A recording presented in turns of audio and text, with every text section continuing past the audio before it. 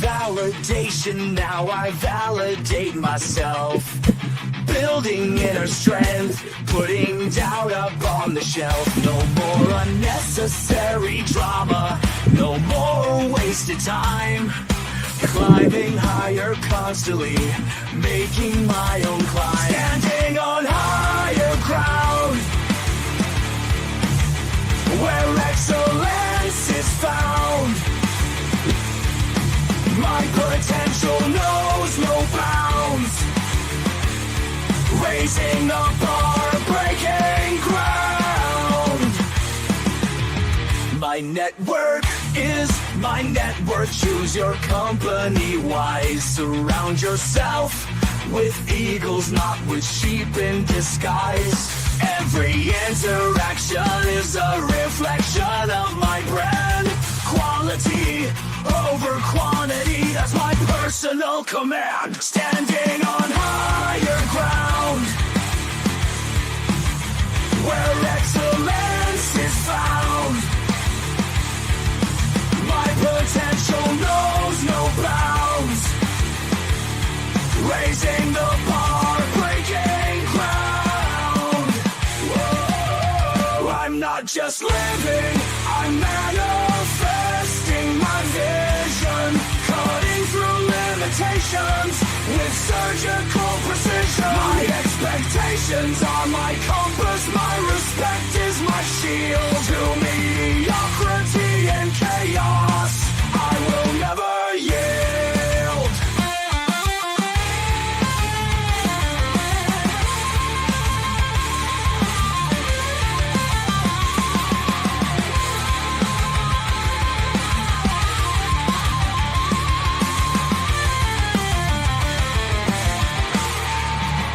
I'm not just living, I'm manifesting my vision. Cutting through limitations with surgical precision. My expectations are my compass, my respect is my shield. To mediocrity and chaos, I will never yield.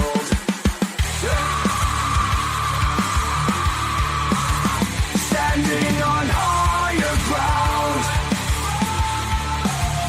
where excellence is found. My potential knows no bounds. Raising the bar, breaking ground.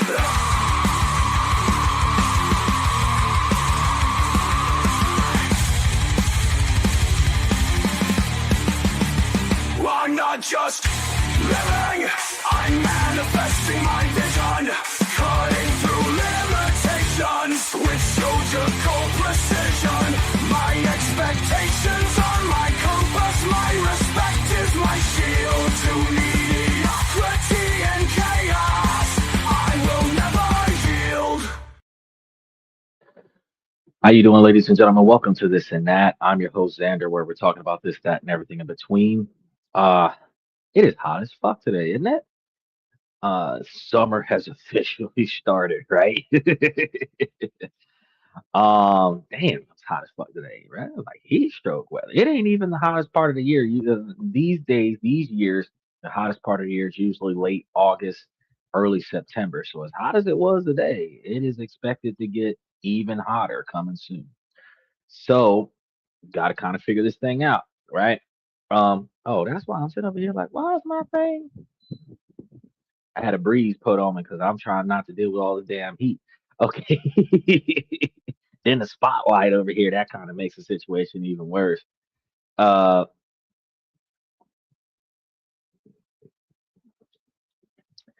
so here on This and That, we do not let the sun rise without going live, but we don't always start on time, and that's why we ask you guys to like and subscribe. Mash those reaction buttons while you're here. Hit the notification button so that you can be notified when we do go live, and then double check what we got going on in the membership because we're releasing a lot of new content on a regular basis to make sure that you guys have what you need to be successful. Um, we have different topics every night of the week. I got Monday up there. Apparently, Monday was a pretty hectic topic. There's a lot of stuff going on, so we're going to be talking about some of these extra. Special shout out to OG Kicks. Uh, we're going to be talking about some of these tax changes that are going into effect coming soon, and that's going to be negatively impacting someone somewhere. You think tax cuts don't hurt? No, they do. When they start messing with tax cuts and interest rates, your investment portfolio start getting compromised. Now, that's not the only change that I found. The stuff that they're dealing with the schools isn't it interesting? We have I guess a true-blooded Republican diving into the comment section right now, and he's going to claim don't live in Democrat states. But you do realize that all of the best things that happen in the country come from Democrats. So I mean, it's kind of weird because when ICE was murdering people in the streets, the Democrats put a stop to that. When um, you get a stimulus check, kind of part of what the Democrats were doing. I mean, yeah, Donald Trump probably stamped his name on it so that he could get credit for it. But when you got a stimulus check in Joe Biden's era, in Barack Obama's era, in Bill Clinton was the first person in my lifetime to issue stimulus checks. Those were all Democrats, right? Your VA benefits, your Social Security disability benefits, your Medicaid, Medicare, that's all Democrat stuff. Making insurance policies mandatorily accept you, that was a Democrat thing. Yeah, they didn't put a cap on the prices, but at the end of the day, you're not going to get denied coverage. Um, there's so many the freaking public school. That's a democratic situation. Like, there's so many things. So I love the way closed-minded individuals come onto the podcast and they try to prove their Republican affiliation by downplaying a Democrat. But you have to understand, Democratic policies influence and improve the lifestyles of people that make less than $100,000 a year. Republican policies influence and improve the lifestyles of people who make more than $100,000 a year.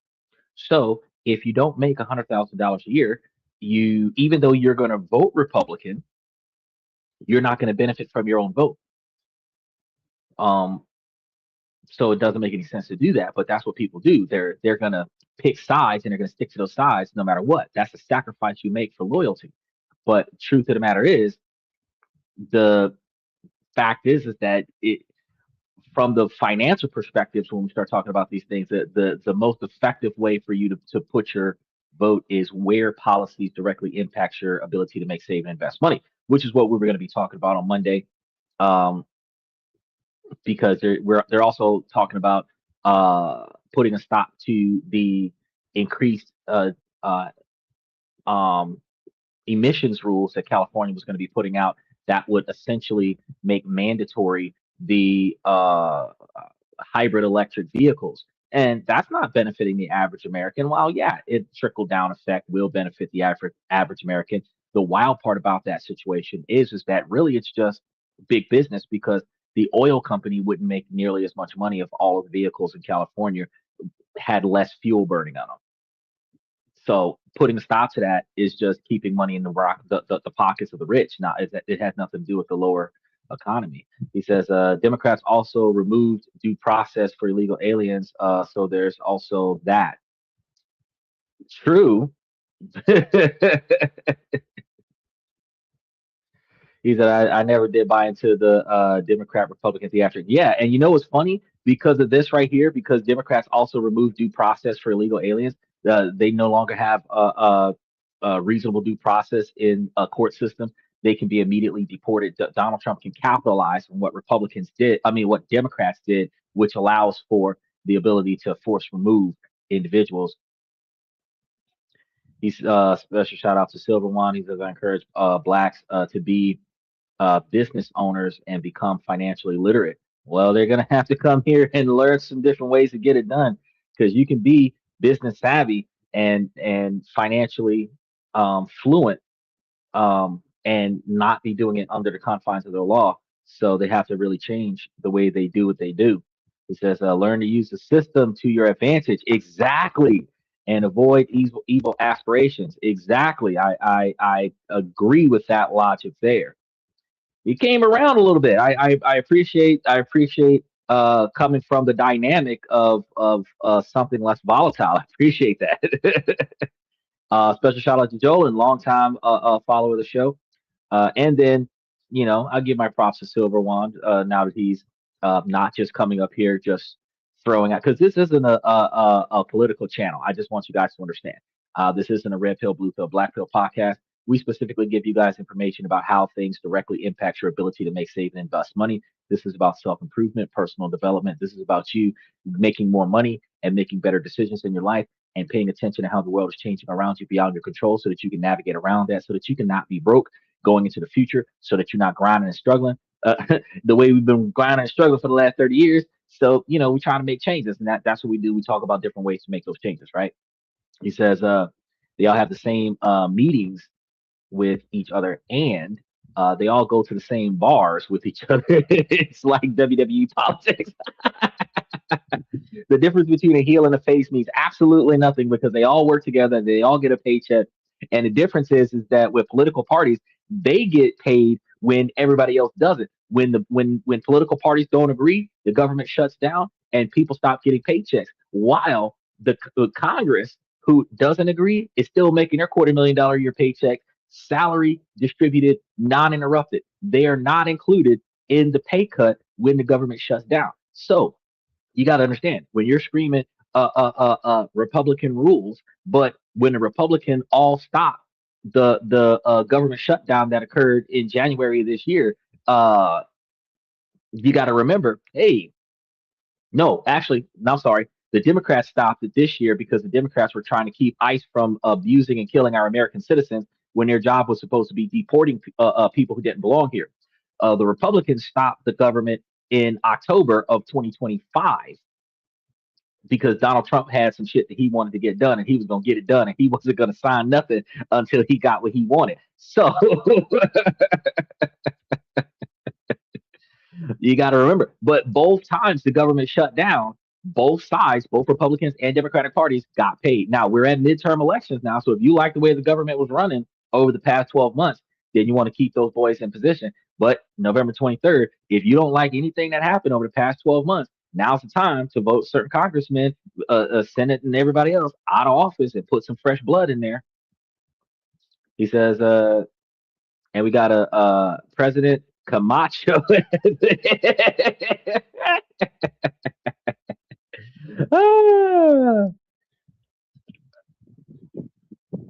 I would have voted for Camacho. Oh man, I found it wild because I've seen, I think Kane is a governor now from WWE with Arnold Schwarzenegger going into politics. You know, Linda McMahon was in the Department of Health. I was just like, man, look at how these people are putting themselves in positions. So Triple H is trying not to do his intro music while Linda's speaking. Politics plays into our everyday lives. But look, beyond that, we also talk about on Tuesdays different ways to make, save, and invest money. Wednesdays, we talk about different countries around the world that you can live in and potentially make more money. We also on Wednesday, oh, sorry, Thursday, Friday, and Saturday, we also talk to you guys about different ways to improve yourselves with your self improvement, self development, relationship topics, negotiation, socialization, building your brand, and then we give you guys information about raises, promotions, retirement, forced retirement, severance packages, termination, and then working on your 20 and 30-year plan. Because if you figure out where you want to be at in your future in detail, not those Miss American pageant responses, good health, oh, uh, uh, peace of mind, freedom. You got to be detailed because those are byproducts. Those are byproducts of exactly how you want to what you want to accomplish. And if you start thinking about what do you got to do to get to that byproduct, that's when you start recognizing that there's a whole lot more at stake and a whole lot more going on around here. Uh, Jolin says, almost like the script is just being written by artificial incumbles. Artificial imbeciles. Okay. And it's purposely being done as badly written B movie plots. Nothing is going to be as good as the Gen X generation. I'm going to tell you, us latchkey kids, as they call us. Nothing's going to be uh, as good as that era. But as we adapt to the future, we have to make changes because I miss the old Earth. I just missed old common sense, when people used to be able to pay attention to what was going on and then teach each other, learning from your own experiences and the experiences of the people around you. These days, people are trendsetters by doing something stupid to degrade or devalue themselves, and then other people are going to mimic and emulate that, and these inappropriate behaviors go viral because if one person can do it, I can do it too. Yes, you can, but should you? Um, It's wild. Now, Sundays is one of the most off the wall days that we have, where we have questions and comments from the fans. You guys have questions about how you're going to fix the things that's going on in your lives, and I give you guys different information that you probably not have thought about to kind of redirect your attention to alternatives to help you solve your problems. Um, so we got something different every night of the week, and then we start putting stuff into the membership that kind of helps you guys grow and improve throughout the year every every few days, not every day, but weekly, we've got stuff going into the membership. So you guys should double check that membership. He says, you mean beyond 15 seconds of attention span? Actually, it's 60 seconds of attention span because every TikTok video and YouTube short is at least 60 seconds. The only time that they have like 15 to 30-second looped videos is when they're clickbaiting, and ultimately a lot of the platforms tag certain videos that are like less than 35 seconds as non-effective videos, so that you end up seeing like a minute, 45 seconds to a minute on a lot of videos, and it's wild because that's all the attention that you get. You did that one thing that one time somebody watched it. They might have watched it on repeat 3 or 4 times because they couldn't believe what just happened. It happened so fast. But that 60-second video, that's it. 30-second video on repeat, that's it. Right. And that makes you be like, oh, okay. So now you're famous because you did something stupid for the rest of your like Steve-O, right? He says, I think I seen one idiot that cashed in his 401k so that he could buy up the pre-orders of GTA 6. Who the hell would spend? Okay, you only need one copy of GTA 6. So unless you're buying pre-orders and then reselling the pre-order code to people at an inflated cost, which I think he can do, if they're giving him the what you call it thing for it. He said we're cooked. Yeah, most definitely. The and just like they did with the Donald Trump shoes, there was 1,000 of them released. They were released at like $450 a piece at Walmart. People bought them up and then were selling them on eBay for $9,000, and people were buying them. People were buying them. The person who bought it for 450 and sold it for 9,000, that was a financial investment. But the person who bought it for 9,000 just for the sake of having one, that was a very financially irresponsible move. Just going to be honest with you there. But that's what we're doing. So today we're supposed to be talking about, and I was expecting to have a flood of women jump into the show today because we were supposed to be talking about the observation of why hypothetically low value men feel fear female success. Because that's one of the things that women have talked about for a long period of time. And we actually had some women on the show about a month or so ago, and I said I was going to throw it into the lineup, and this is the day that it fell on. But um, women believe that men unilaterally are insecure about female success and intimidated by female success, specifically because uh, uh, women are strong and in their feminine energy and all of this other stuff. When truth be told, we just really don't like fucked up attitudes. And when women believe that they have a advantage or some type of leverage in a relationship, they exploit it, and it starts becoming a monarchy where she starts dictating, like, anything close to, if not worse than Hitler. And that really takes away from the enjoyment of the relationship, and men have a very big problem with that. So we uh,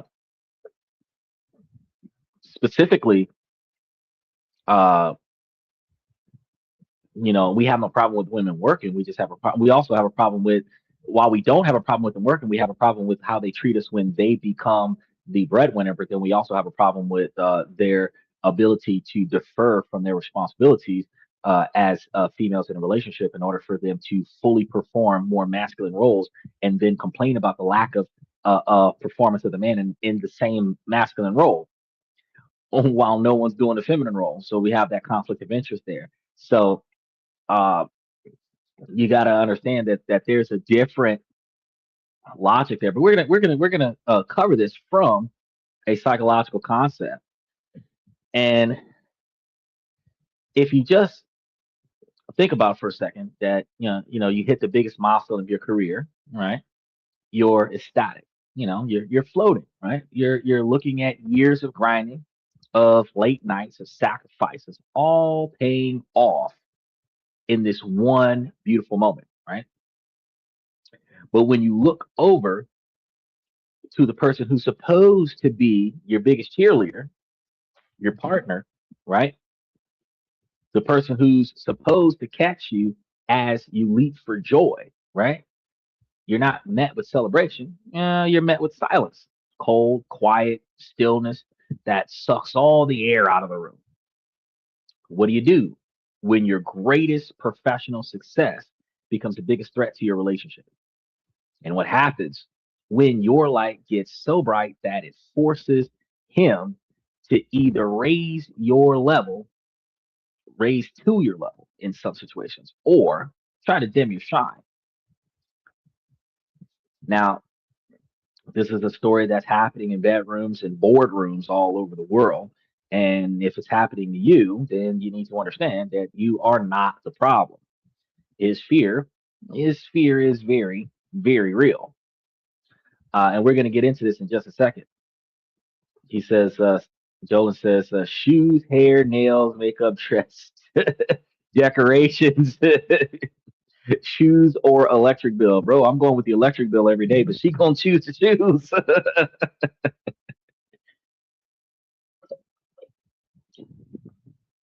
I'm with you on that. So let's let's throw up a hypothetical couple here. So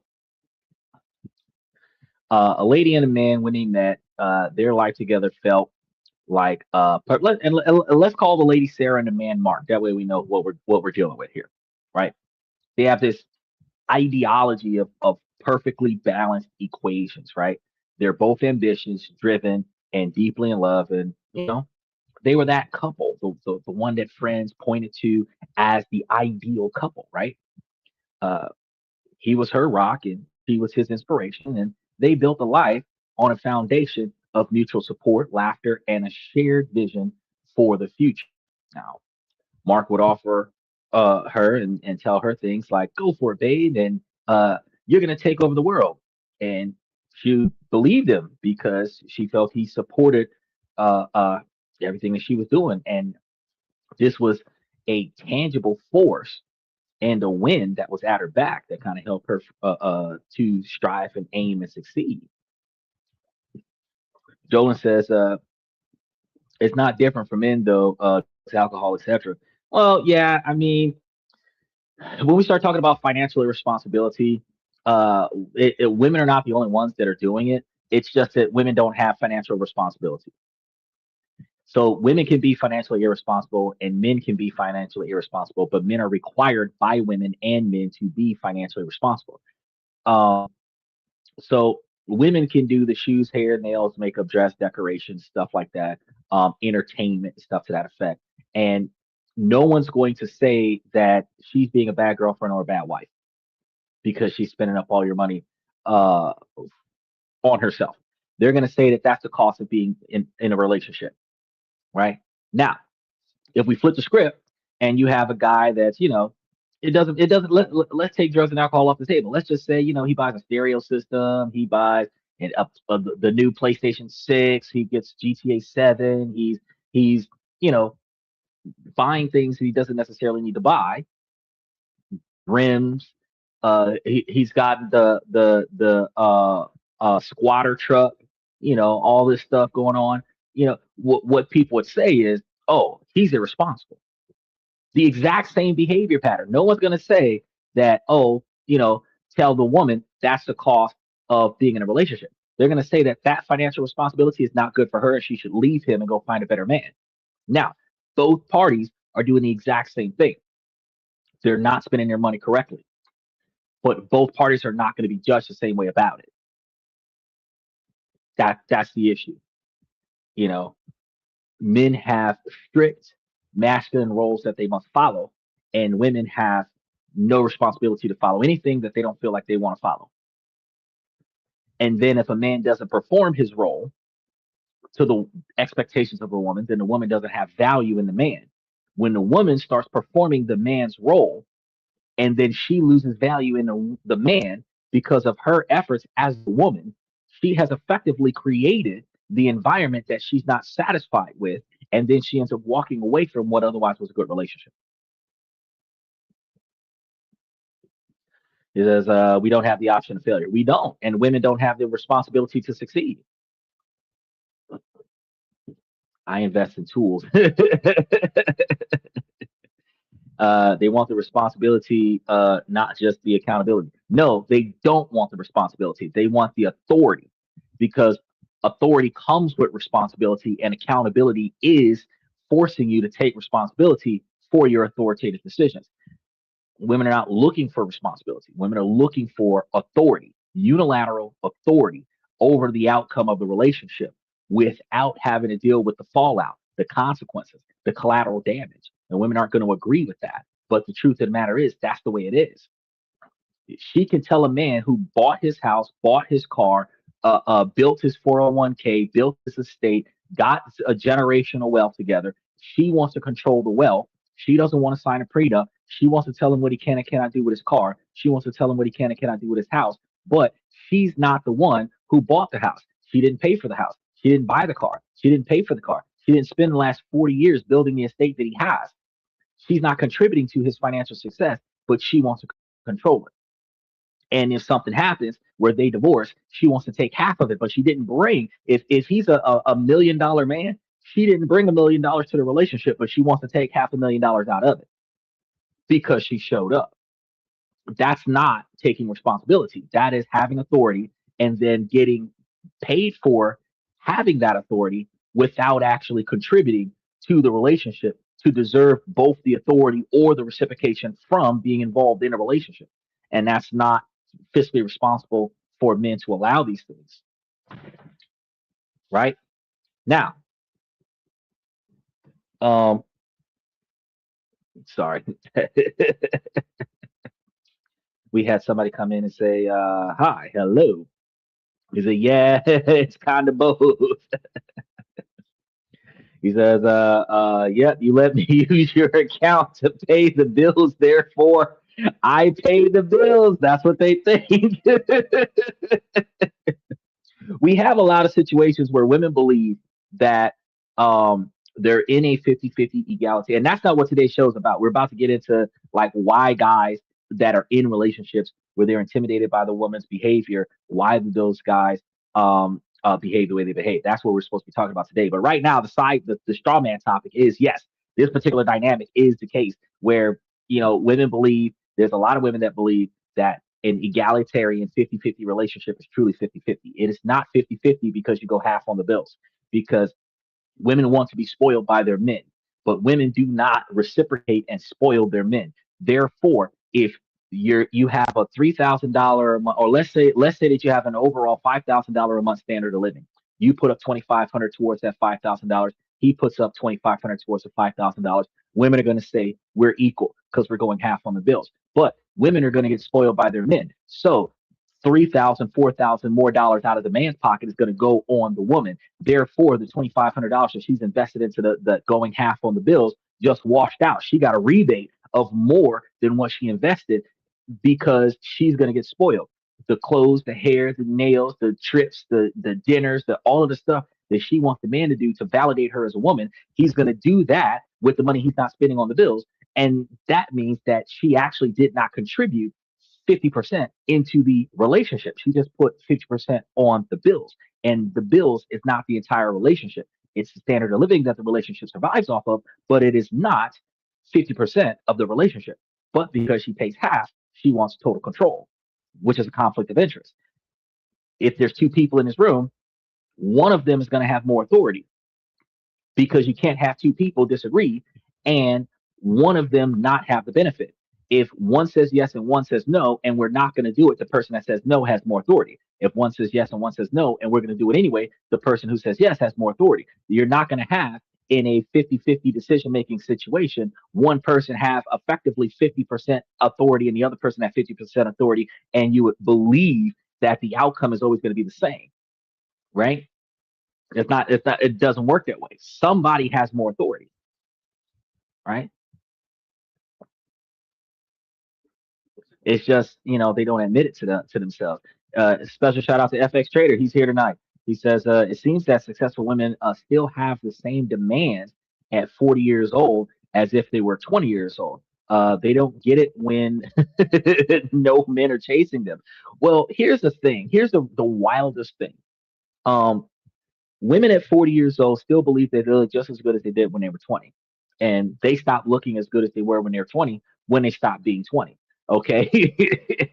Women believe that a man should excuse all of her flaws so that she's not judged as harshly for her failures in life, right?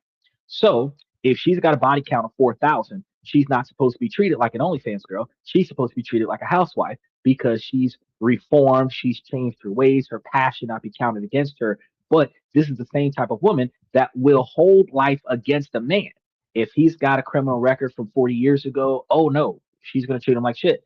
Even though he might be a small business owner now, he might have reformed and changed his life and built himself up. That's okay. If you did something wrong in the past, you're disqualified, right? If a man goes bankrupt in the past, you're financially responsible today, right? A woman is not saying that they're going to be flexible about their demands at 35 and 40 years old because the older they get, the more they need the financial security. They're not going to say that they're going to accept a reformed, financially irresponsible man um, because she's damaged goods. Three kids from three different baby daddies, they're all in college right now. She's not going to do that, right? So the demands that a woman has at 40 is outrageous demands because she doesn't hold the same value that she did when she was 20. She's actually 25% as valuable as she was when she was 20. So whatever value she had at 20, she's got a quarter of that value right now is 40 because the first thing that's off the table is she's not giving birth. And a lot of men looking to build that. 66% of men are looking to build a legacy. And whether she doesn't want to or can't do it, that value is out the window. The lack of cooperation. Women in their 30s and 40s know what they want, but they know that a man is going to get what she gives them. She's not going to change the way she does what she does to satisfy a man. And since she's built that mentality, she's built a non-cooperative mentality. So cooperation is out the window. That's 50% of the relationship right there.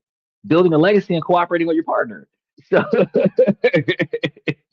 so before we start talking about the depreciated looks and the piss poor attitude, which is really the four pillars of expectations of female performance, but besides being effective in the household, which is like the fifth pillar, you're looking at like half of it's already out the window before we start talking about the piss poor attitude at 35, 40 years old. So yeah, when they have those high demands, they're not the guys aren't chasing them not just because they don't look good. The guys are not just are not chasing them just because they don't bear children. The guys are not chasing the women in their 30s and 40s because the women in their 30s and 40s have piss poor attitudes. They're not team players.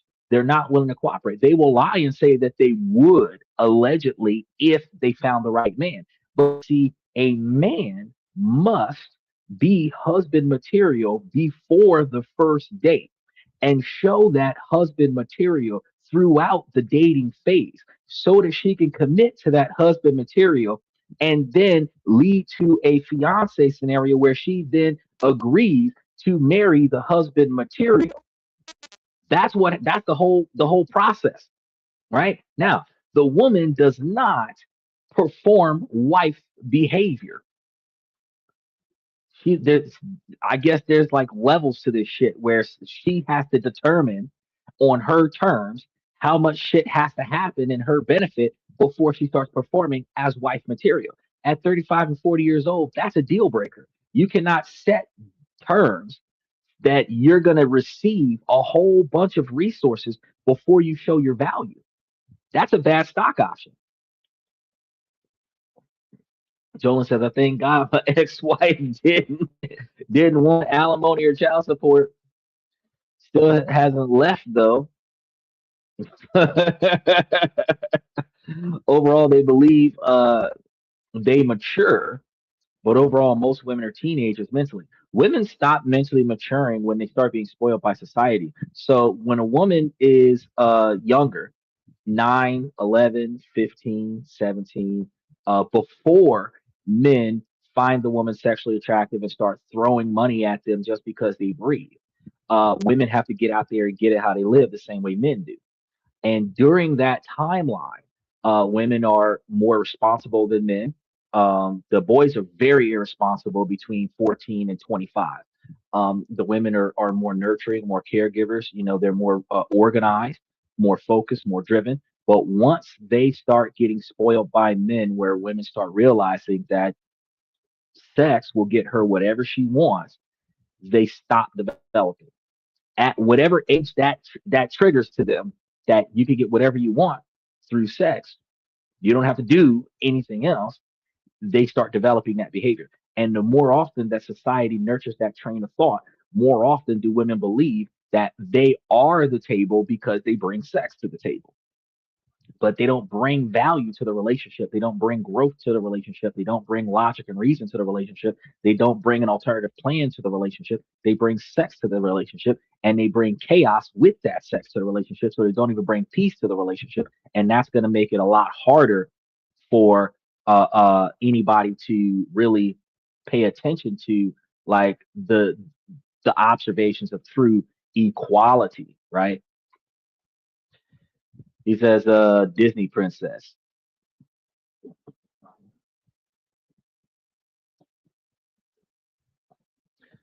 True. That's right. The Disney princess brain. Yes. Says, oh, you're getting on that. I wasn't even going to entertain his question as far as him asking about that. That's inappropriate because as I explained on the pot. So here's the thing. Um, I let him slide with throwing that comment in there, but I expect everybody to stay on topic reasonably. So we're side topic about women's behavior patterns and this, that, and the third. But the primary topic of the show is about men and their ability to uh, not behave the way women expect them to behave when women are successful. That's a topic of discussion. So I don't care how serious a question was supposed to be worded. If you come in and ask me about Michael Jackson, you risk getting banned because that's not what we're talking about today. I expect you to stay on topic. And I expect you to either debate you can listen and learn and take notes, or debate the facts, not verbally attack somebody who delivered the information. You don't have to agree with each other. We don't have to agree with our own opinions. I'm bringing you information that is backed by facts. You don't have to agree with what I have to say, but anybody that comes up and does something like what the gentleman just did a moment ago and try to strawman topics to completely different, because it's not even themed with what we're talking about today, that I'm really going to be in a position to just outright block a guy. So this is more appropriate. He says a man has to improve, adapt, and overcome. Now, the the logic behind this issue, I agree that that if a man is failing in life, that a man is supposed to put forth the effort to improve, and then the man is supposed to find ways to adapt to his environment when his environment is outside of his control, and then overcome the disparity. That is self-preservation tactics of a man. But in a lot of relationships, where the men are being oppressed by the person that they chose, which is probably a bad choice from the beginning. The problem that we have with that is that those men are not able to improve and adapt to the oppression from their girlfriend and overcome the disparity. because say for example, if you have a shitty job, you got a decent girl. She's got a half-ass decent job.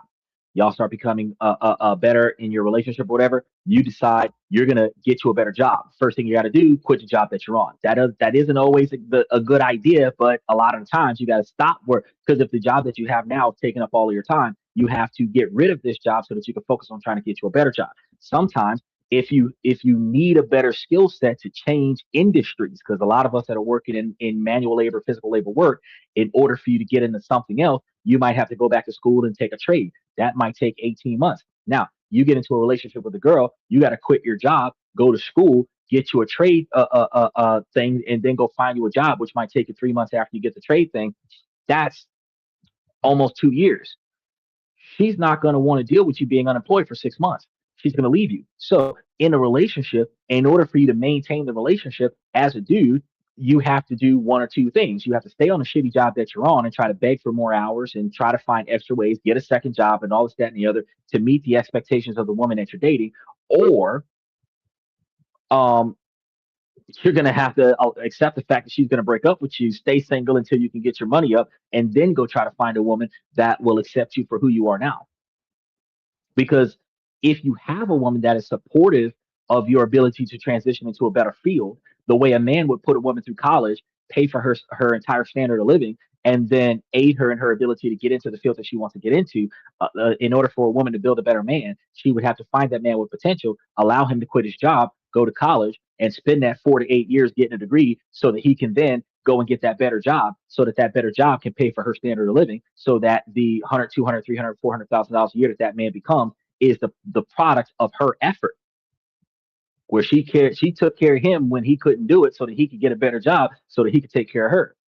That is what relationships are supposed to be about. That's not what they are in modern 2026. Back in the day, that's the way things used to be. He says, yep, Tony. And that was my childhood.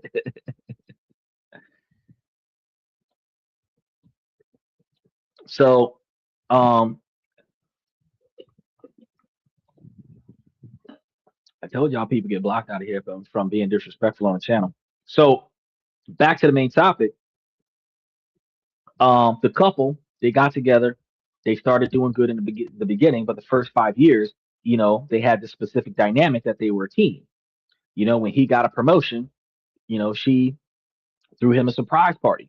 When she landed a major client, he took her to the restaurant where they had their first date to celebrate.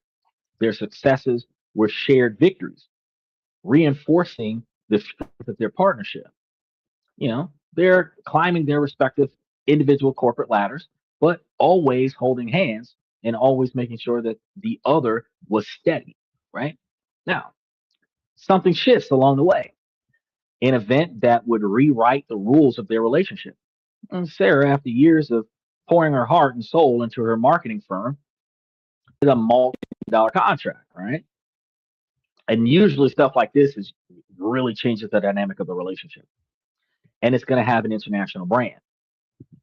And this wasn't just a promotion, it was a quantum leap.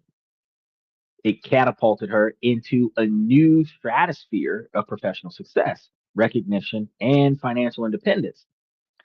The night that she got the news, she was vibrating with the energy so pure and potent that, she felt that she could light up the entire city. And she rushed home, champagne in hand, ready to celebrate the win that was, in her mind, their win. She found her husband Mark in a living room, scrolling on his phone. When she told him the news, his face didn't mirror her elation, right? And there was a flicker of something, surprise maybe, but it wasn't quickly uh like wow. He was his excitement was extinguished, you know, and his eyes barely left the screen. He said, "What? Oh yeah, I blocked that guy because he was being inappropriate, man." Yes, yes, yes. Um, they say that money is the root of all evil, but it's really just the greed in the hearts and souls of the people who are distracted by the money, for the most part, that is the root of all evil. So when you start having a large quantity of money in the relationship, there is a power dynamic by the person who brings in the most resources, and that power dynamic typically leads to um, a shift in control, and that shift in control typically causes a disruption in a relationship because the if the traditional model isn't present and the non-traditional model doesn't have mutual respect, the fact is that once the female becomes the leader of the relationship, without the mutual respect towards the man, the relationship starts to fail. It says getting a divorce was my best financial decision ever, and most men say that they thought they had a good woman when they started. 5, 10, 20 years down the line, they regret their first wife. Some regret their third wife.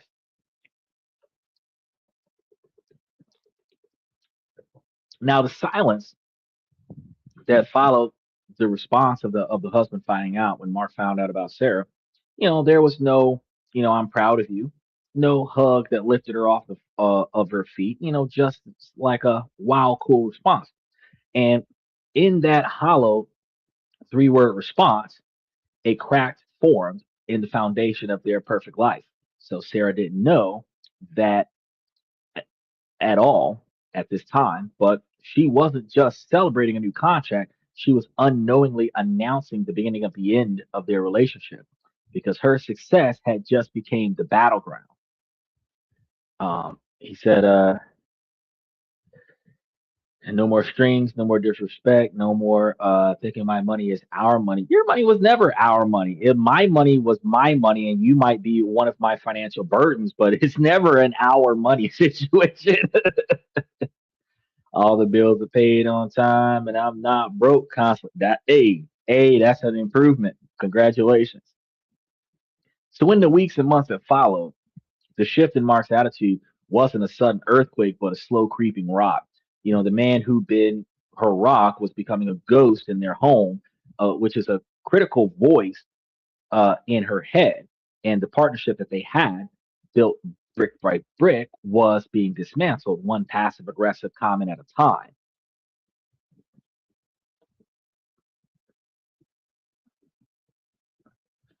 Okay, here's an interesting question.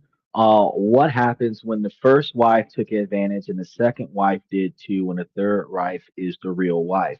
Well, if you manage to get married the third time, then usually, if the third wife is the real deal Holyfield, then likely you're going to stay with the third wife. Unfortunately, you don't know what you're getting into, since most men go into a relationship for the sexual gratification. They go after the girl because she's attractive. They don't go after the girl because she benefits him. So the logic dictates that since he's dating her for sex and she's dating him for financial security, as long as he's making the money that she wants to be secure, she's going to stay with him. And as long as he's getting the sex from her that he's looking for, that he's going to be secured. But the dynamic is that there's more to a relationship than him getting sex and her getting money. Because that's the Riley theory. So the ideology is that if he went into the relationship looking at her values, her true values, the things that she does that outside of the bedroom that brings value to the relationship, that brings that growth and expansion into the lives of both of them, and you realize that this is what we need to be successful, then you have the right partner. Now you find out that it takes you different marriages to realize that the third one was the right choice, then you keep the third one. It's not good to shop around, and the reason why it's not good to shop around is because you really have to first figure out where you are in life and where you want to be, and instead of settling for less, because the hypergamy theory has women wanting men that are better than them, right? And you as a man, if you're not where you want to be at in life, you are down, and sometimes down and out. So in this dynamic, if you are trying to build yourself up and you get a woman while you're down who's worse off than you are, you have to first make sure that she is willing to build herself up too, not just ride your coattails. If you get a woman that's going to ride your coattails, it's going to make it harder for you to succeed in getting where you're trying to be. Now, if you have an ambitious woman, you might be dating a woman that's better off than you are, but she's still plateaued. If you are an ambitious man, you will surpass her. And at some point, you're going to end up passing her by, and she's not keeping up with you, which will put you in a position where you're not going to have the type of relationship that you want, because she was good enough when you were not good enough for yourself. But when you became the man that you wanted to be, she was still far beneath you, and she wasn't willing to improve with you. So it's not a good idea to shop around. He said third time's a charm. I guess that's a good saying.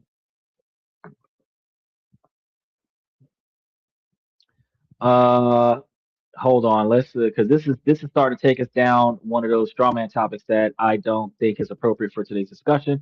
This is a Sunday topic.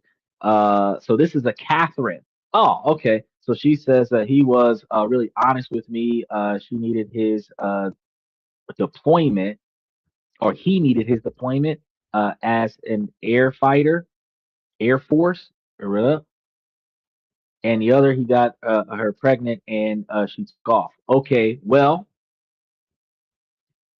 um, it is my understanding that regardless of the details, if the first woman wasn't the right woman because she wasn't going to work with him being in the Air Force, and the second woman wasn't the right woman because she dipped after she got pregnant, uh, then the third woman would be the woman that he would invest most of his time with, right?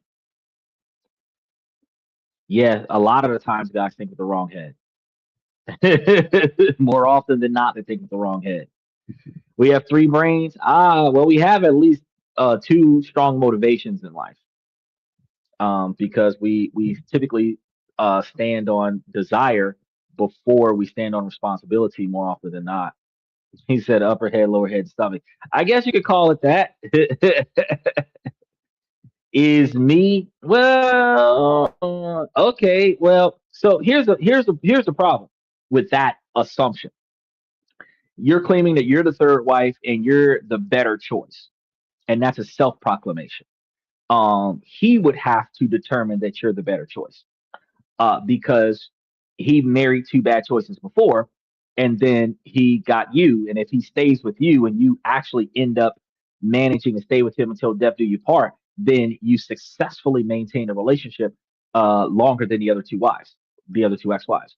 However, if you stop, either he stops satisfying your expectations and you divorce him just because you don't like the situation, or you stop providing the benefits that he would need in a relationship, and then he divorces you. In either situation, you would be his third divorce. So it really depends. So, well, typically men start thinking logically when they get in their 40s and 50s. And that's going to be one of the things that women don't understand when men are trying to find the ideal girlfriend. The logic is 50% of your age plus seven, because once you've reached the right age to make those sound decisions, you need a woman that actually still is capable of flexibility to make sound decisions alongside you. Um, if you're 40, 50% of your age plus seven would be 27, and that type of woman would give you the type of lifestyle that you're looking for, you know. But if you're 40 and you're trying to date a woman that's 39, she's not going to be a benefit to you because she's going to dwell on her own personal desires. Well, congratulations, you're like, well, he said that I'm perfect. Well, nah, I mean, he can lie. We've been together for 11 years more than them. Okay, now, so here's the thing about perfection. Perfection is the ideology of meeting all of the expectations of the other person. Technically, you're not perfect. It's just that your flaws are not counted in his list of things that he expects from you. So that technically doesn't make you perfect. It just makes you good enough. So we have to recognize that. So, well, I have more money than him in the relationship. That doesn't change anything. If you provide him with the respect and admiration that you're supposed to, and you acknowledge him like you're supposed to, then it doesn't matter because women having money it doesn't matter in the relationship. It is how a woman's attitude changes because she has more money in the relationship. That's the biggest issue. So, women believe, well, I make more money than him. Like that's not a bragging point. I respect him. I love him. I value him. I take care of all of his needs. I help him with organization. I promote whatever it is that he's trying to do. I'm finding alternative solutions to the problems that he has. I'm a helper. That's stuff that women are supposed to be bragging about. I keep him fed. I keep his clothes clean. I make sure that his clothes doesn't have holes in them. I keep creases in his clothes, even if I got to take it to a dry cleaner. That's when a woman starts promoting her own value. Saying that I have a degree and that I have a job and that makes me valuable as a woman. That does not make you valuable as a woman. That makes you valuable as a man to other women. That has absolutely no value in a relationship because a woman's income does not benefit the relationship.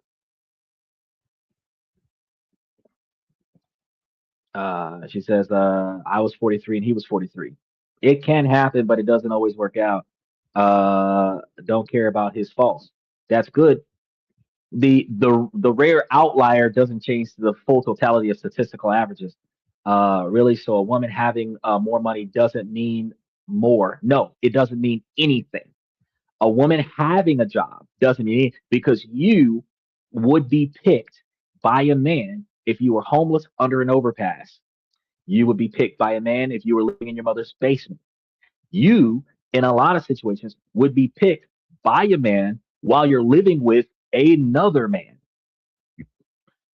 No man judges you based on your job. No man says, "Oh, you don't make $100,000 a year. I'm not going to date you." No man says, "Oh, you work at a McDonald's. I'm not going to date you." Now, if you're an OnlyFans girl, they might not want to date you. If you're a stripper or an escort or a pole dancer or something like that, they might not want to date you. But they don't really care what your job is outside of a devaluing job where you're selling your body for money. So, no, men don't care what you do for a living. But a woman gives a damn about what a man does for a living. If you don't have a prestigious job, you're not good enough. If you don't make enough money, you're not good enough.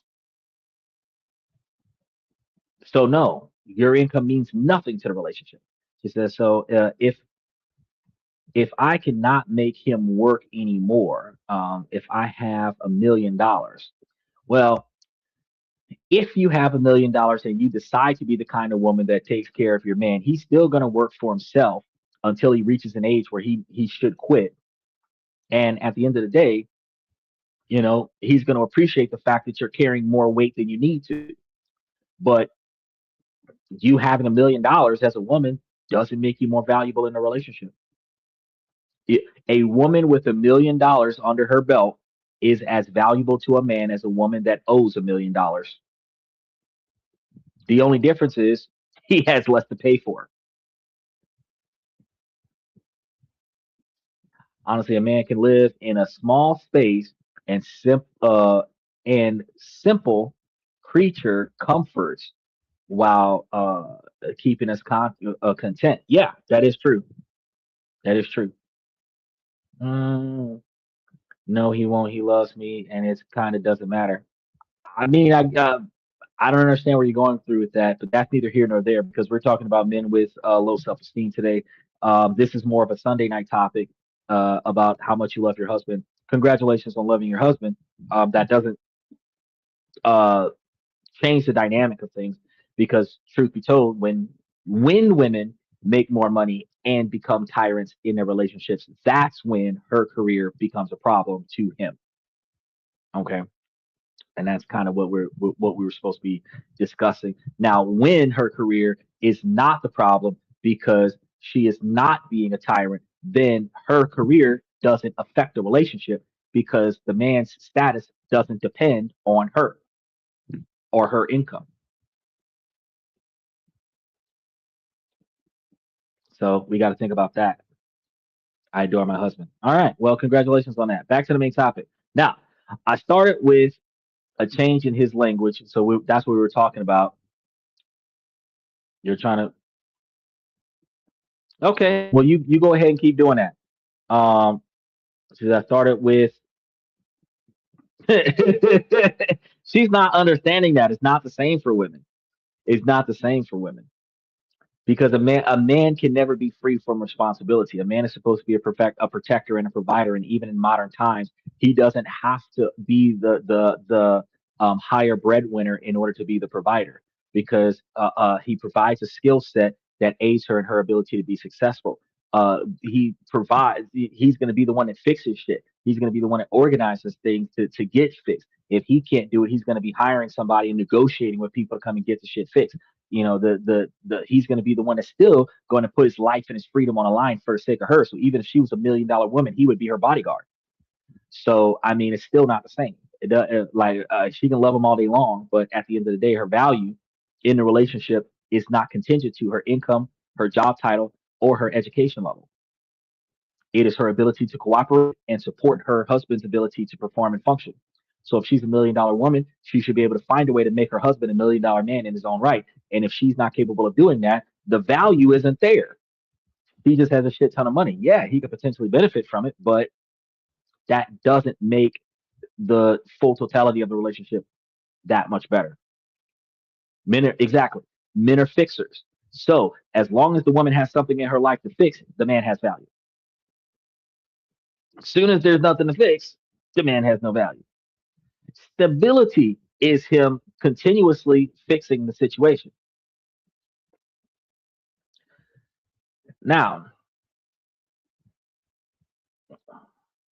yeah, got to have purpose to get up in the morning. Actually, all men have to have a purpose, and if they don't have a purpose in life, they typically end up either doing reckless, chaotic decisions, or they just die out. They lose the will to live. So if she's 43 and he's 43, now is the time for her to find value in her husband. Have him pick stuff up off the shelf that she could potentially reach on her own, and then show him appreciation for it. Have him open shit that she could have opened on her own, and then appreciate him for it. Have him carry things that she could have carried on her own, and then show him appreciation for that.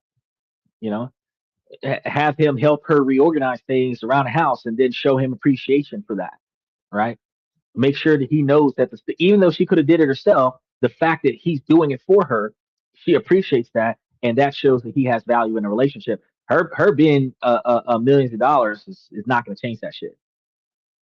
If she can't go to her husband and say, "Hey, I got a problem," and he can fix the problem, I mean, at the end of the day, if she doesn't do that, then he doesn't have value in a relationship. And like Joel is saying right now, depression, drugs, lack of physical activity, yes, they're going to ultimately become useless and then find themselves laying in bed until they die. So you have to find things for them to do. You have to give them purpose. And then a lot of the times you got to make them do it because they get used to not having purpose in life, and they get used to not having a value in life, and that lack of value and lack of purpose in life that demoralizes the person to not perform. Right. So when we're talking about the Sarah and Mark situation, her long hours once was a sign of her admirable work ethic were now framed as neglecting the relationship. Must be nice. So, must be nice to be so busy with work. You don't have time for us anymore. This is something that the man might say with sarcasm. Bastard. I'm over here killing shit. Oh, I left the window open and now I got stuff flying in here and I'm like, boom, scared the shit out of the dog. Now, um, in these types of situations, in these types of relationships, the man is weaponizing the very ambition that he once claimed to adore, using it as a wedge to drive between them. The man is discouraging her ambition, not with an outright command, but with guilt. And this happens in relationships on both sides of the fence. There are some relationships where when a man is driven by his career, some women will use this guilt to make the man feel bad about him not being at home with the woman. But the wild part about that perception is that if you got with this guy and started dating with this guy who has this career that takes up 60% of his life, and he's going to spend like 10 or 15% of his life sleeping, you're only going to have like 15% of his life. And you have to recognize that if he's like a cop, a squad, a FBI, CIA, military of any kind of branch, deployments 2 to 4 years at a time. You're going to be married to him on his time off, but his whole life is that career. And when you're married to the career, your family life is the last thing on the list. It's not the first thing on the list. Oh, yes, emotionally, you're driven by, I have the career that supports my family back home, but I ain't been home for 5 years because I've done 2 tours back to back. So are you really involved in the lifestyle that you maintain in your mind while you're duty bound to 3 tours or 5 tours or 10 tours back to back? No. You get 3 months off and you come back, you get to spend time with your kids when they're 5. You don't get to see them again until they're 12 because you're going to go do 2 5-year stints. That's it's admirable, but you're effectively not involved in the relationship. And this is a lot of times where those affairs come from. Now, you're also going to see in some situations the sabotage that'll come about. Like the night before her first major presentation for a new client, this is a project that she's been meticulously preparing for. He might pick a fight with her over something trivial to completely distract her from the situation that she's supposed to be going into in the morning, like the dishes, forgotten errands. The argument escalates seemingly out of nowhere, leaving her emotionally drained and flustered. She went into that critical meeting feeling rattled and out of balance. And then a shadow of the confidence and professionalism that she had is now gone. He was creating drama before her big days, which is a tactic to destabilize her, to keep her from rising to higher ranks too fast. And you'll see this in certain relationships. Women do this too, in relationships where if you've ever noticed, guys, that you're trying to go to work and an argument happens before you go to work and you find yourself late for work when you was originally leaving for work early, where you could have got to work like 30 minutes to an hour ahead of time so that you can get you something to eat before you started clocking in. And now you find yourself 20 minutes late for work because you just had an hour and a half argument with your partner. That's this. That's this. It says they want 6 figures, but don't realize the 80 to 100-hour work weeks that come with that lifestyle. Yeah, and then they want you to be at home. How the fuck am I going to make 6 figures while working 100 hours a week and still be at home? That's just the hours for a small business owner to be successful. I don't even want to think about what a CEO has to put in. Bro, CEOs be gone for weeks at a time. You're talking about nighttime meetings, morning time meetings, midday meetings, 3 week excursions. You're talking about I got to go on a business trip, and that business trip is like 2.5 weeks to 2 months long. Then when you come back with a lot more money. I might have 3 days off, but then I got to go back out again. I was talking to one of my clients that actually would travel every week for work for the last 5 years. He was 6 different states in America and different countries in Asia. His job had him flying. And actually, as a matter of fact, he did one trip to Hawaii and one trip to Cancun for his job. And I said over here, like, God damn, you getting a lot of freaking flyer miles. But this is what it is. This is what it is. The job is demanding. Now, back to the main topic. Travel time, travel time. It is. The travel time plus the work time, and women don't think about that. It is heavily demanded. And then when he gets home, he's exhausted, he's jet lagged, and he's going to want a woman that's going to be supportive of the fact that he just got his own ass kicked for the job. And is that going to happen in this relationship? It depends on the woman. Now, in these relationships where men are not being supportive the way they're supposed to be, if her achievements were no longer celebrated, they were more minimized, mocked, and diminished. Now, when an article was published featuring her firm, he'll glance at it and sigh. Well, I guess they'll write about anyone these days. Which, when she talks about a breakthrough with her team, he'd interrupt to talk about a minor win of his own, as if to say, I did that 2 years ago, kind of thing, you know, consistently one upping her. turning every conversation into a competition that she didn't even know that she was in. And this man was allergic to her accomplishments because he saw them as a scoreboard where he was losing. The dynamic shift in other ways can still occur because he begins to focus intensively on her appearance. So if she came home energized from a successful day, he'd ignore her stories and comment on her weight or, what she was wearing, as if to remind her that her real value was in her physical appeal. You know, there's a domain there where, he could still act as a judge and a gatekeeper. You know, He'll become controlling, questioning who she was meeting for work, drinks, framing male colleagues as mentors, as threats to the relationships, and attempting to prune the branches of her success to isolate her from the very network that's helping her grow.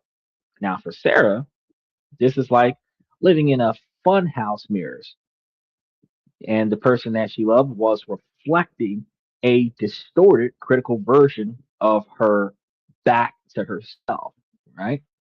Now, his behavior was a constant low grade gaslighting campaign, and he'd make a lot of cutting remarks. And when she didn't get upset, he'd tell her that she was being too sensitive or letting success get to her head. She starts to question herself. Was she being too ambitious? Was she neglecting him? She finds herself downplaying her wins, hesitating to share good news for fear of his cold reactions. She's beginning to shrink herself to fit into the shrinking space that he was allowing for her. The partnership had become a prison, and her success was the crime that she was unknowingly being punished for. I'm setting this story up for you guys so that we can kind of get to, because we're like a quarter of the way in, and I'm gonna be trying to give you guys like a backdrop of what's going on and then why it's going on, and then potentially what to do about it. He said modern day Disney princess mentality. I'm gonna be real with you. The modern day Disney princess mentality is horrible. You cannot expect a man to be your servant and your provider at the same time. Uh, I ask women, when would you allow your child to boss you around and you're paying for your child's standard of living? And most women would say never. But women expect a man to pay for her entire standard of living and she boss him around. What?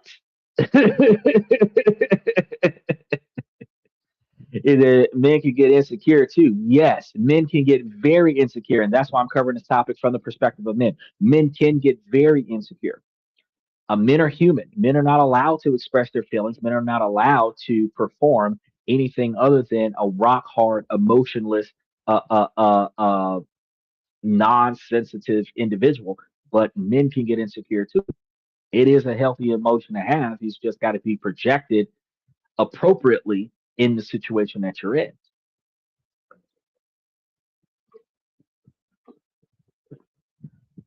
Now, to understand what happened to Mark and what happened to many men like Mark, we have to look beneath the surface of his actions and into the murky waters of his subconscious mind. That's why we painted this picture for you guys. His behavior isn't just him being a dick, though it is that too. He is being a dick. It's not just that, it's often a symptom of a much deeper psychological conflict. There's a collision between his identity and her reality. This is where we're going to dissect the anatomy of fear. There's Brooklyn. How you doing, Brooklyn? Good to see you, ma'am. It says it's like an emotional roller coaster with Harley Quinn at the helm. Well, this particular situation is a highly successful woman that is doing it all right. She hasn't done anything wrong in her relationship, and he's looking at her exceptional growth in the her career as a threat to his relationship. And there are men that do this, and that's why we're covering this topic, because the not all the time is it the woman's fault. sometimes the man did something that he wasn't supposed to do. But there are a lot of times that the women be fucking up the relationship and blaming it on the men. Sociologically speaking, every woman that ever walks out of a relationship will point the finger at the other person. More often than not, the guys just say it doesn't work, and if they say anything about her, she was crazy or she was being a bitch, and that was it. No party ever takes responsibility and says, well, I didn't do what I was supposed to do in a relationship, or I did something that I wasn't supposed to do in a relationship, and that's why the relationship fails. So, in that observation, it's not always a Harley Quinn scenario because Harley Quinn was freaking crazy, but she was hot. A part of me is like, man, I would have loved to be the Joker, but then the other part of me is like, hell no, because her just cutting people heads off just for the sake of it, she was just a little bit too crazy for me. The hot crazy scale, she was not as hot as she was crazy. It was too much. She says, sorry to bother, but what have y'all covered for this podcast? So, since the last time that you were here on Sunday, uh, that's a lot of stuff. Was it Sunday or was it Wednesday that you were here? No, no, you came here on Wednesday because we were talking about Luxembourg on Wednesday. So, since Wednesday, today's Saturday, um,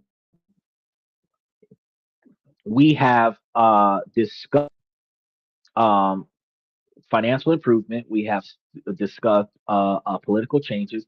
We have covered um, different banking options, and then we discussed a plan of action to improve yourself in your personal life, holistically speaking, over the last 4 days. Now, today we're supposed to be talking about why men who apparently have a low value in their relationships fear the success of their women. And that's what we're dealing with for today's podcast because we have a different podcast 7 nights a week, and we cover something different every night of the week.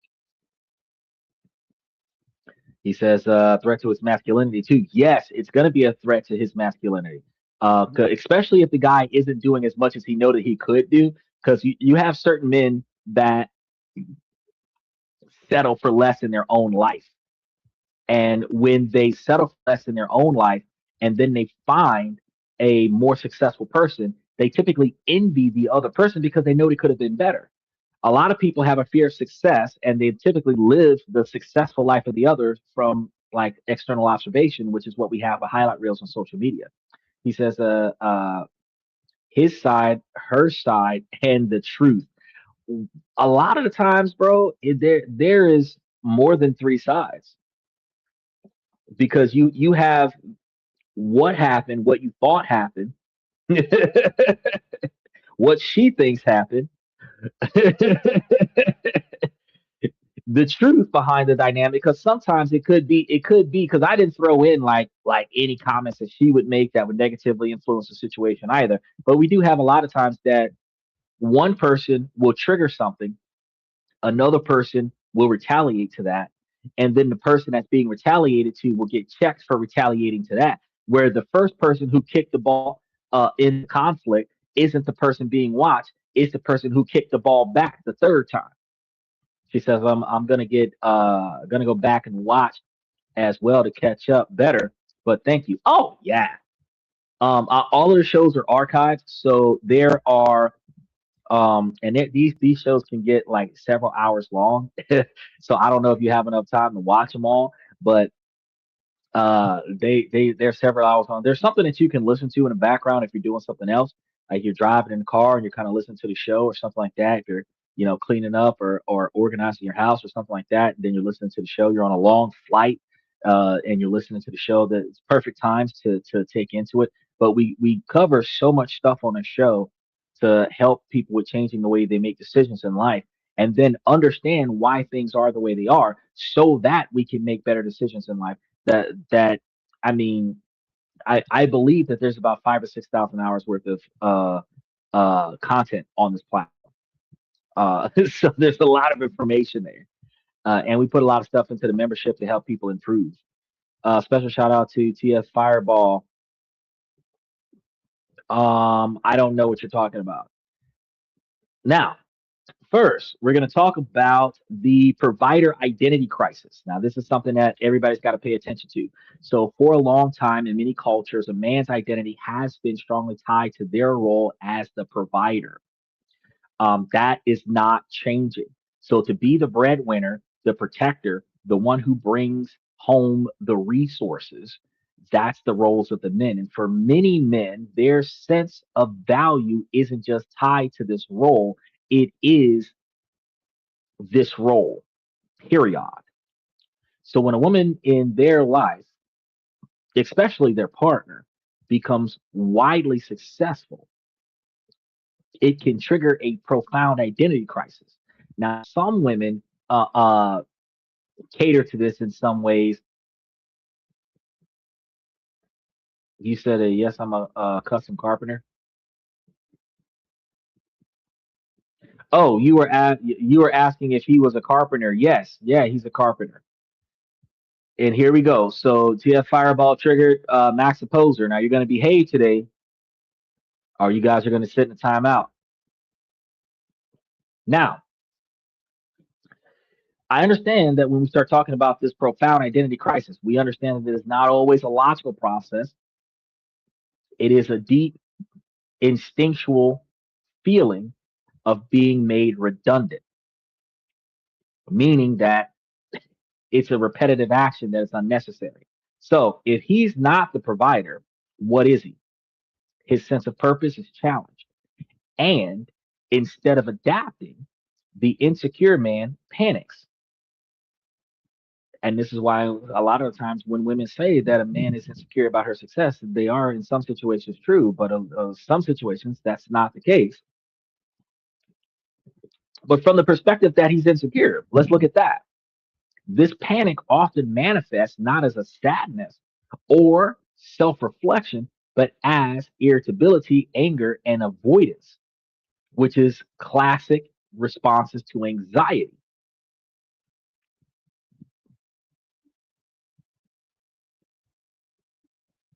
Okay, I think you need to go sit down somewhere, buddy.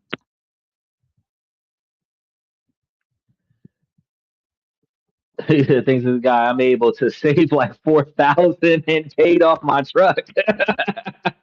How you doing with that truck, by the way? Because the truck is paid off. If you got that time to invest, we need to link up so I can give you that link to start putting that money towards a brokerage account so that you can make money for you. Oh, you don't got to pay attention to that. So number one poser is about 15 years old. He comes to the show. He's supposed to be learning stuff. His dad knows that he's here. His dad's name is Joe. I talked to his father this time last year, and his father was encouraging him to get on the show to learn things. And then he comes to the show and starts misbehaving. And when he misbehaves, I make him take a time out. So he started wilding out. So, he's gone.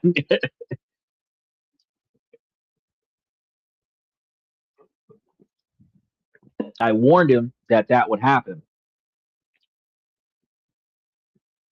So I made him go sit down somewhere. Now, second, and this is crucial, is the concept of the mirror of insecurity. He said, running good, I need to add intercooler to the transmission. Whew, that takes a lot of effort. I would run the concentrate because I know people be trying to stick stuff in there and doing the presets, and I'm like, when I got my a side topic real quick because he mentioned that I put my car in the shop and we did the cooling system and they put the 50-50 blend and I told them don't do that. Told them put concentrate. No, that's what we do. That's standard. And I'm like, yeah, but that doesn't really help me at all because the way I run my vehicles, it's just not gonna last. So I got the vehicle. It starts overheating. And I'm like, because I know what you're gonna say. Oh, take it back to the mechanic. No, no, no, no, no, no, no. They didn't put concentrate. This is a 2008. It's running hot because there's water in the engine. So we're gonna boil it out. So every time I would pull over, I would park the car and I would park the car and um take off the radiator cap, and then um let the steam out. And then after I let the steam out, then I'll pour the coolant in there. And then when I pour the coolant in there, then I would be like, all right, and I'll pull a straight concentrate. And then I would turn the car back on and let it run a little bit. And after doing that for a while, I actually ended up with pure concentrate in the engine. And now the car's running freaking fantastic. Jonas says, I'm gonna have to hotwire an extra fan to Arizona heat. It's brutally heavy. I've got an AC unit right there. With all the AC I got going on, I got another AC unit right next to me. Like this is like 5 bottles of water. It's hot as fuck right now. I don't do lifted trust. You said I'll lock in and listen today. You better lock in and listen because you'll fuck around and be in timeout if you don't. It said and learn. It says it's an Allison 6 with a on the fly adapted to a 2004 1-ton terminal GMC 4x4 diesel. Okay, okay, that's good. I don't really know about the well, technically today is Saturday. Basically because of the Arizona heat, transmissions been running about halfway point, and that's just a little too high for me. 190 degrees. I agree with you on that. I agree with you on that. So let's go back to this insecurity situation.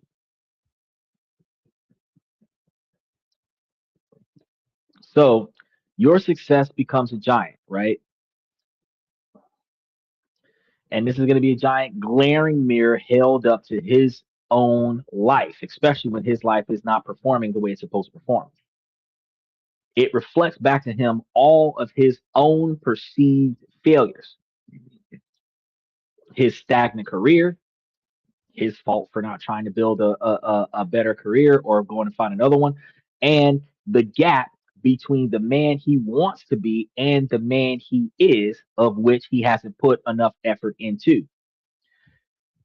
So a secure, high value man looks in that mirror and says, wow, she inspires me.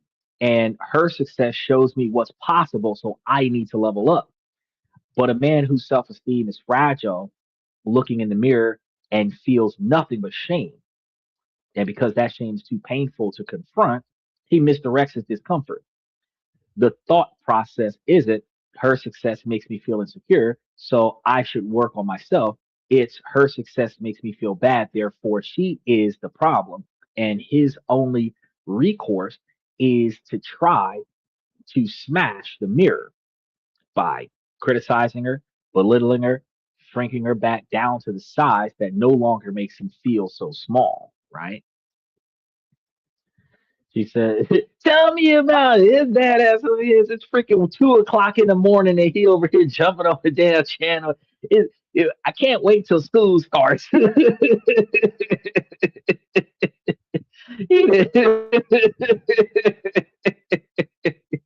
Every time they have a sleepover here, he comes with the bullshit.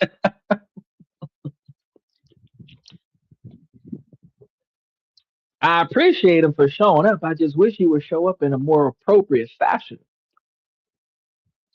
Next step is life insurance policies for my daughter in case I fall 12 feet again and can't work with a broken, what is that, calcaneal bone? Shit, your ass should have been doing some stuff about backup plan with some. Well, okay, so if you fall off and live, the life insurance policy isn't going to help.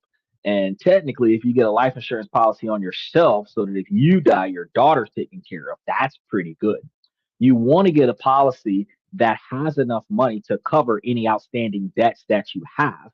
That way, the house, the car, and everything else that you have, your daughter can keep that and not have to worry about collection agencies coming to get it. That would be a key factor. you would want to make your children the beneficiaries over the wife. I understand the children are small.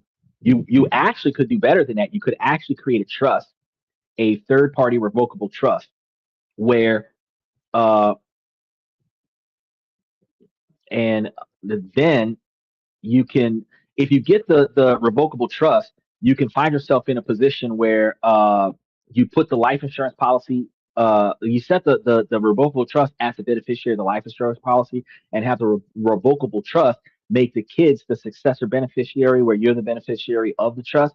And then if in the event that you die, you can have a third party that's not your wife make sure that the money goes directly to the kids' needs until the kids reach an age where they can collect the money, so that you don't need probate. That's actually a better way to do it. Now, if you trust your wife's decisions, you can just let your wife deal with it. But if you don't trust your wife's decisions, because she is your ex, you could say, well, I'm going to set this up where, like, Charles Schwab's can go ahead and set it up. And then you don't got to worry about it.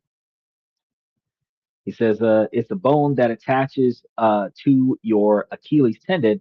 Uh, I basic, I basically Achilles myself. Ah, what was that, Samson that had the Achilles heel? You're kind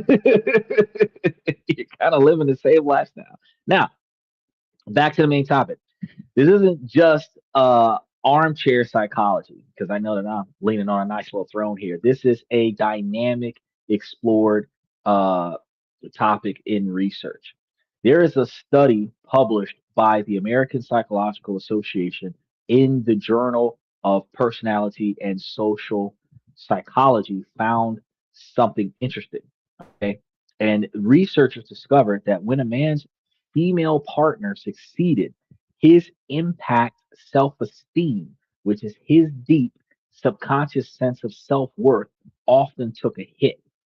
And this happened even when they weren't in direct competition with one another. For example, men who were told that their partner scored in the top 12% on a test showed lower implicit self esteem than men told that their partner scored in the bottom 12%. They subconsciously felt worse about themselves when she succeeded.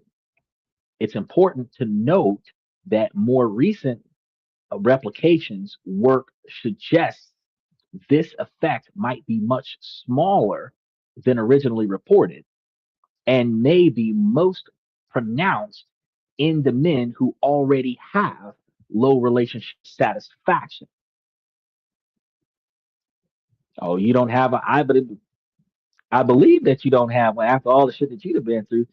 Samson was his hair and his strength. So who was the one with the Achilles heel? Because I only remember Samson. I remember Samson, Solomon, all of the M's, because Hercules is like the most dominant one out of the group. Because he had a TV show when I was growing up, him and Xena Warrior Princess.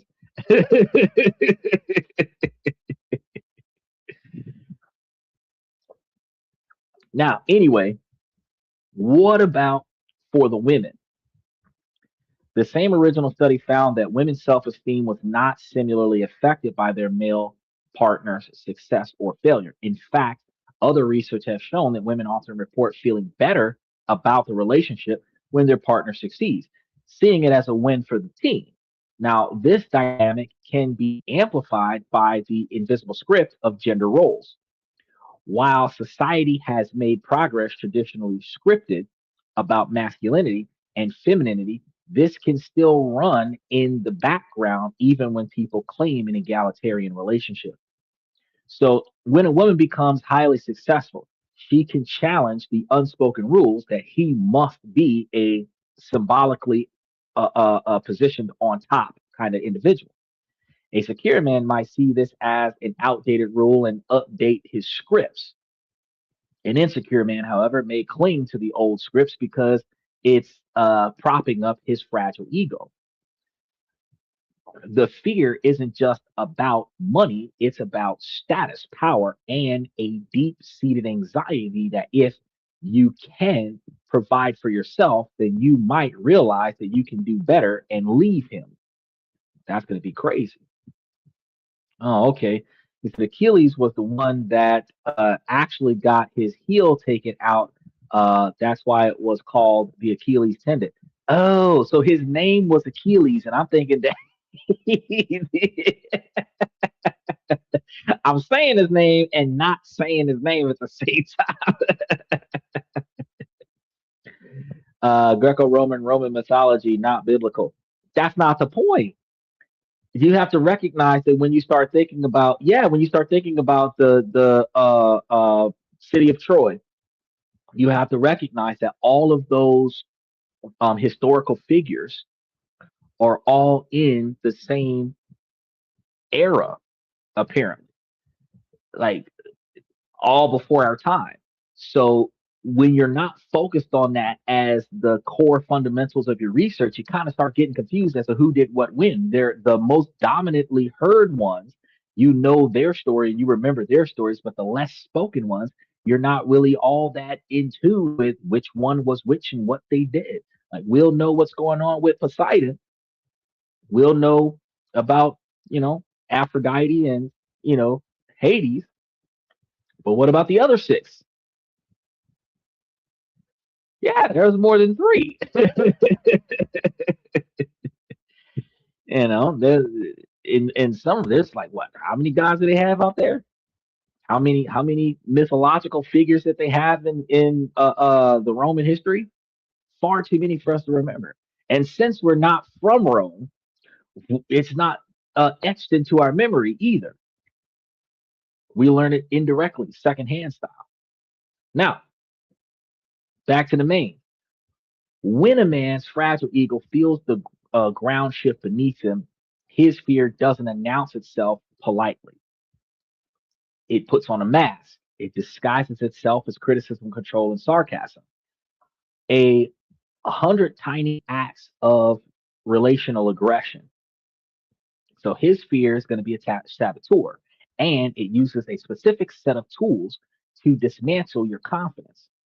To protect your peace, you have to recognize these behaviors for what they are, the desperate tantrums of a threatened ego.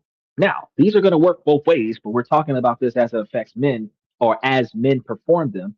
So we're about to break down these common tactics. I want you guys to pay attention to them. He says it's probably one of the worst pains you can ever experience, other than, say, putting a skill saw on your calf muscle, which I also did. No, tearing your Achilles tendon, because that's more nerves than anything, is going to be an excruciating pain.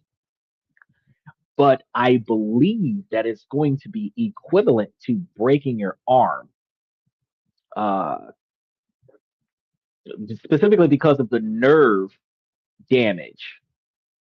That's what I think the because no matter where the nerve damage happens in the body, the nerve damage is where the pain comes from, not just the torn muscles. He says you can't walk at all at first. They told me like 6 months before I could actually walk, and I said, hold my beer. 2 weeks later, I'm walking, and on the ladder too. Well, so safely, you weren't supposed to walk for at least 6 months. They told me when I broke my foot off that I was supposed to stay off of it for 18 months, and I went back to work in three. And I'm still 20 years later, not the way I should have been. I should have let myself heal, but I needed to go to work. So I know why you did what you did. Because when I was in that situation, I did it too. But after what I experienced, that's why I told you, you got to start building money so that money makes money for you so that you don't got to work. Right. But let's talk about some of these common tactics.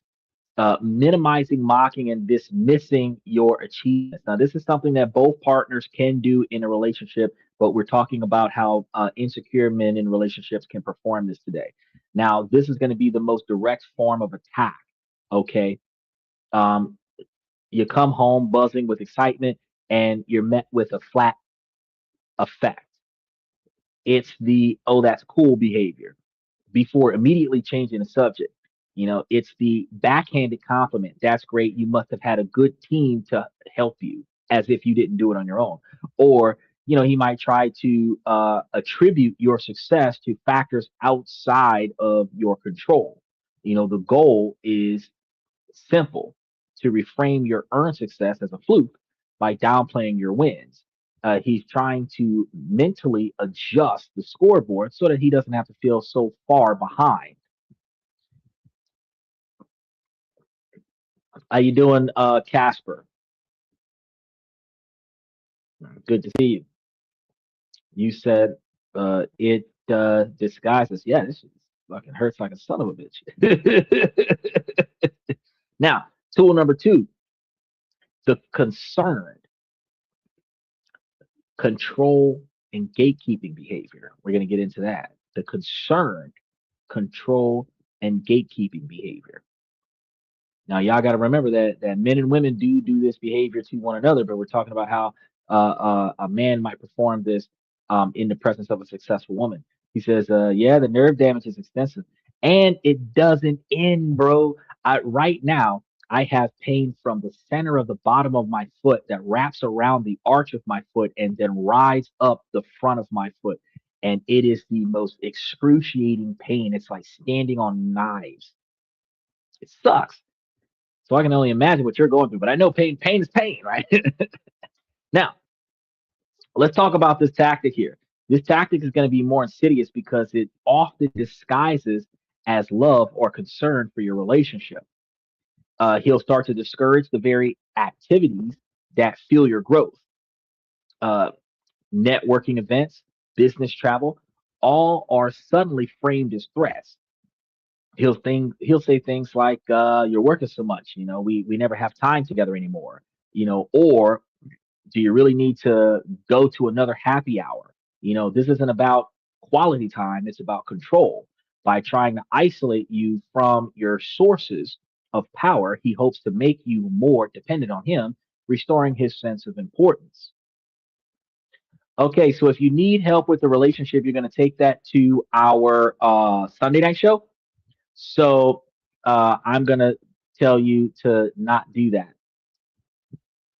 because tonight we're talking about men's insecurity. So we're not even going to entertain a side topic such as that. The only reason why me and Jolin are having a side topic is because I brought it up. Okay. He says, "Oh yeah, went through that too. Got 150 raises and completely dismissed." Woo. Now, tool number three: weaponized incompetence and passive aggression. If you can't stop your success outside the home, he may try to sabotage it from within. Now, this can take the form of strategic incompetence. Suddenly, he's incapable of handling the basic household tasks that he once managed so easily. He forgets to pay a bill or doesn't know how. He says, "I don't know how to do the laundry." I hate that shit. As a grown ass man, "I can't" and "I don't know how" should not come out of a man's mouth. If you do not know how before I showed up, you better fucking figure it out, because when I get there, you should have solutions as a man to whatever your fucking problem is, and your solution should not be to depend on me to get it done. Now, if I swoop in there and cat and save them, then I will be the backup plan to your backup plan, but I should not be your first identification of a resolution to your problem. That is an unhealthy level of codependency, and I do not tolerate that. You will come to me with "I can't" and "I don't know how," and I will be like, "That is too fucking bad. You get back to me when you figure out how, because I'm not doing it for you." And I will not do it for you. He says, "Yep, see, I didn't take any pain pills. Nah, I took freaking 3,600 milligrams of gabapentin. Uh, so I'm kind of used to the pain now. I'm not even an aspirin. Now, I stopped taking painkillers. I took the painkillers for like 2 years, and then after that, I was like, yeah, it's not going to do any better. Now I just deal with the pain. I don't smoke. I don't drink. I don't do anything that would block the pain at all. Just coffee, waters is what I got going on over here. Now, Back to the main topic. Suddenly, in this particular situation, his incapable behavior, he's incapable of handling basic household tasks that he once managed easily with no problem. He forgets to pay that bill. Remember, that's what we were talking about. This forces you to take on a double burden. And this is done hoping the burnout will cause you to scale back your professional ambition. And this is going to be the main reason why I don't put up with that shit. If if you can't do something that you are physically capable of doing, that you're mentally capable of doing, then you're going to do without. I will make sure that the fundamental basis of this operation is operated on, but the shit that you are assigned to do will get done by you or it won't get done. I am not gonna I'm not gonna exert extra effort to carry your weight when your weight is highly valuable but less significant than what I'm about to pull off. You're gonna make me block you, bro. I keep telling you to behave and you're not paying attention. You said you was gonna behave and you're not behaving. Um, Now, in this situation, his passive aggression is a silent protest against your success. Tool number four, randomly throwing your success in your face.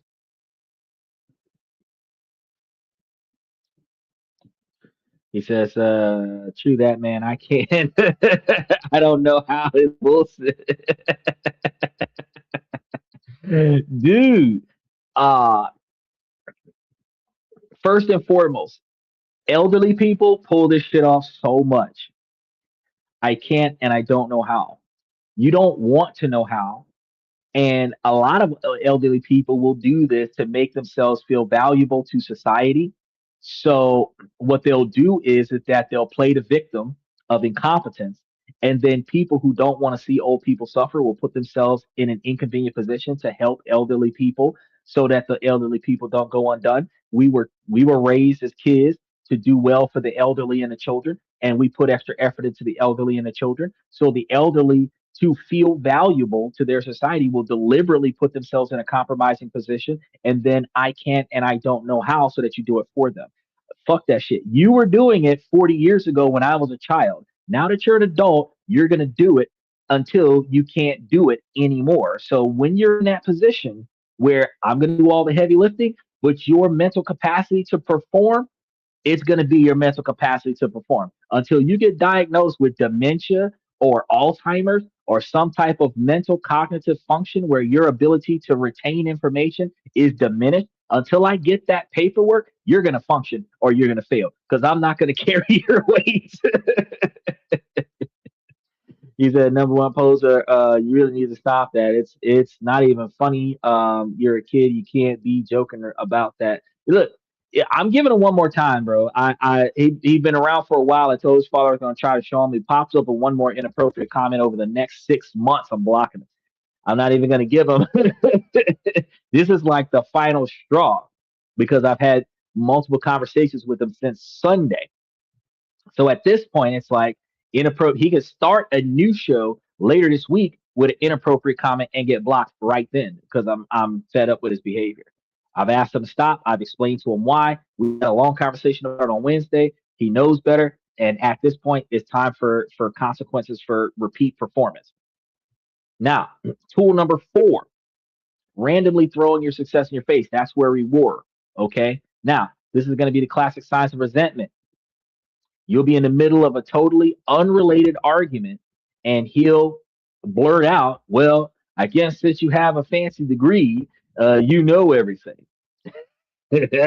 Your success becomes a weapon that he uses whenever he feels cornered, typically when they lose the argument. And he's going to design this to paint you as an arrogant jackass to shut you down because he cannot refute your facts, right? It reveals that your success isn't something that he's proud of, it's something that he's been storing as ammunition. Now, this happens in relationships where women do this to men too, but and Some men don't handle that type of behavior appropriately. But from today's topic, we're talking about how men respond, how men with lower value in themselves respond to successful women. He says, yeah, my mom suffered. Oh, everything froze for a second. There it is. Yeah, my mom suffered a stroke. So she's kind of off the hook on that one. But see, when you have a parent that is truly mentally incompetent and mentally incapable, those are the people that you are truly obligated to do for. If you have a parent that is lazy as fuck and they're using their age as an excuse to not perform, where if you was not there, they would have done it for themselves, that's disrespectful to the child.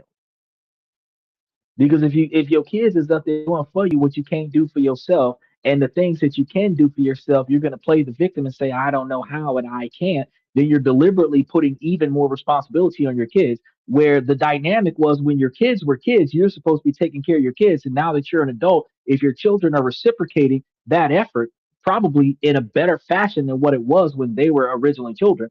In that dynamic, you're supposed to show respect and appreciation to that effort, and you're supposed to perform.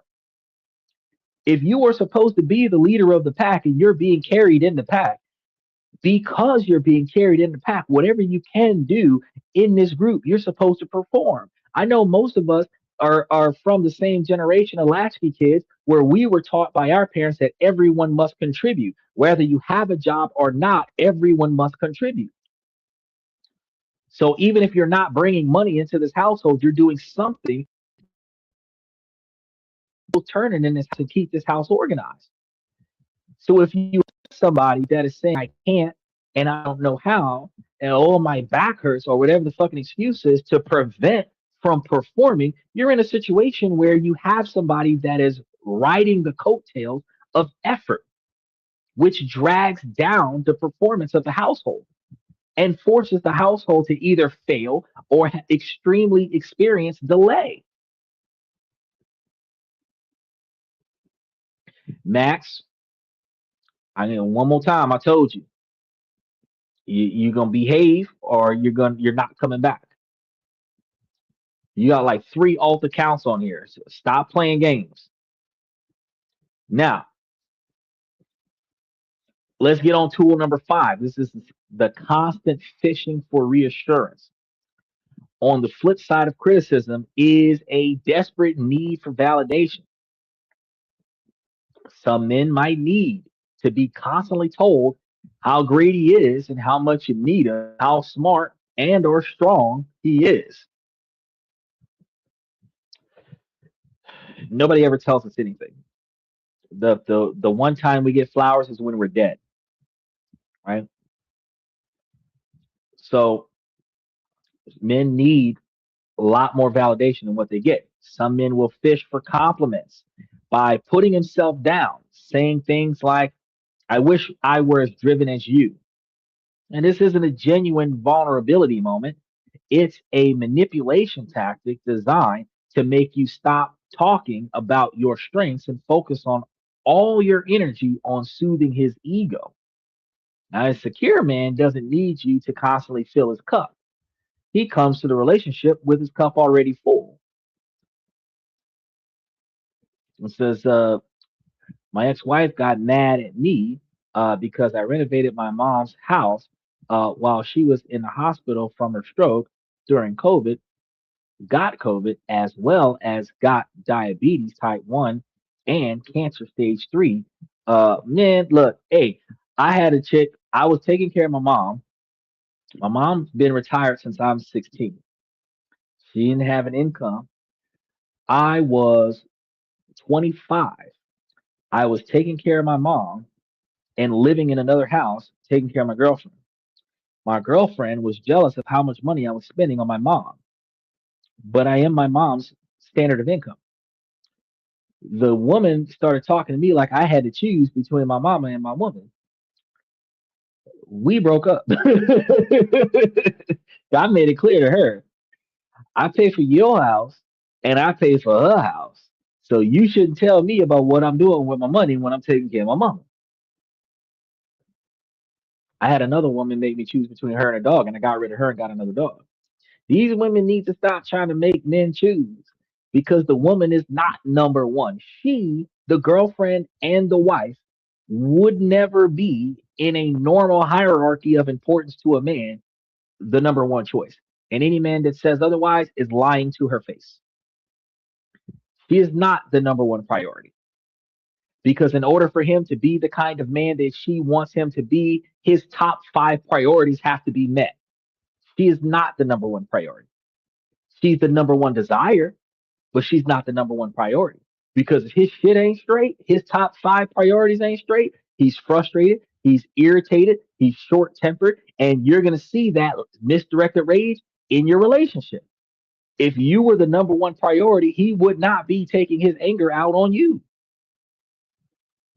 Whatever the fuck is getting on his nerves. If his job is his number one priority and he is hating his job right now, he comes home from work and he beats a dick to you. So if you were number one, then you wouldn't even know that he had a shitty job because he wouldn't even talk about it because he would come back and prioritize you. Now, yes, you are his number one desire. So he will prioritize you after he prioritizes his top five important things, but you're not going to be the most important thing in his life. And any woman that believes that her husband has her as the most important thing in her life, she's lying to herself. Because how the fuck can you be his number one priority when the bills got to get paid and he's paying the bills, the shit's got to get fixed, he's making sure shit gets fixed, organization and scheduling, medical appointments, the kids, the tuition for the kids, private schools, football practice, soccer practice, swim meets, student government, PTA meetings, you're at the bottom of that list. Yes, you're going to come before him. He's last. He's last and you're second to last. But his list of priorities, the dog comes before you and him, right? He'll feed the dog so that the dog can get out of his face so that he can make you breakfast in bed and then he'll eat after you. But you did not come before the dog. At the end of the day. So any female that swears up and down that she's number one in his life, don't lie to yourself, girl. Don't lie to yourself. Joan says, I went up on a weekends and used the money that they inherited to renovate the house. So everything was ADA. The doors were wide. The hallways and floors were all replaced and built her a brand new art studio. That's good. That's good. Yeah, that's exactly what mine did to me. And she'll be out the door, bro. That's what she'll be out the door. These women need to understand you're not number one and will never be number one. A man will lie to a woman and say that she's number one, but truthfully, she's not number one. In order for them, so think about this. Think about this. I can't list all of the things that every man would have as their number one thing because it varies man to man. But I can tell you right now is that if you like his haircut's more important to you. If you like his wardrobe is more important to you. If you like the style of food that he eats, his diet is more important to you. If you like his physique, his workout regimen is more important than you. It's that serious.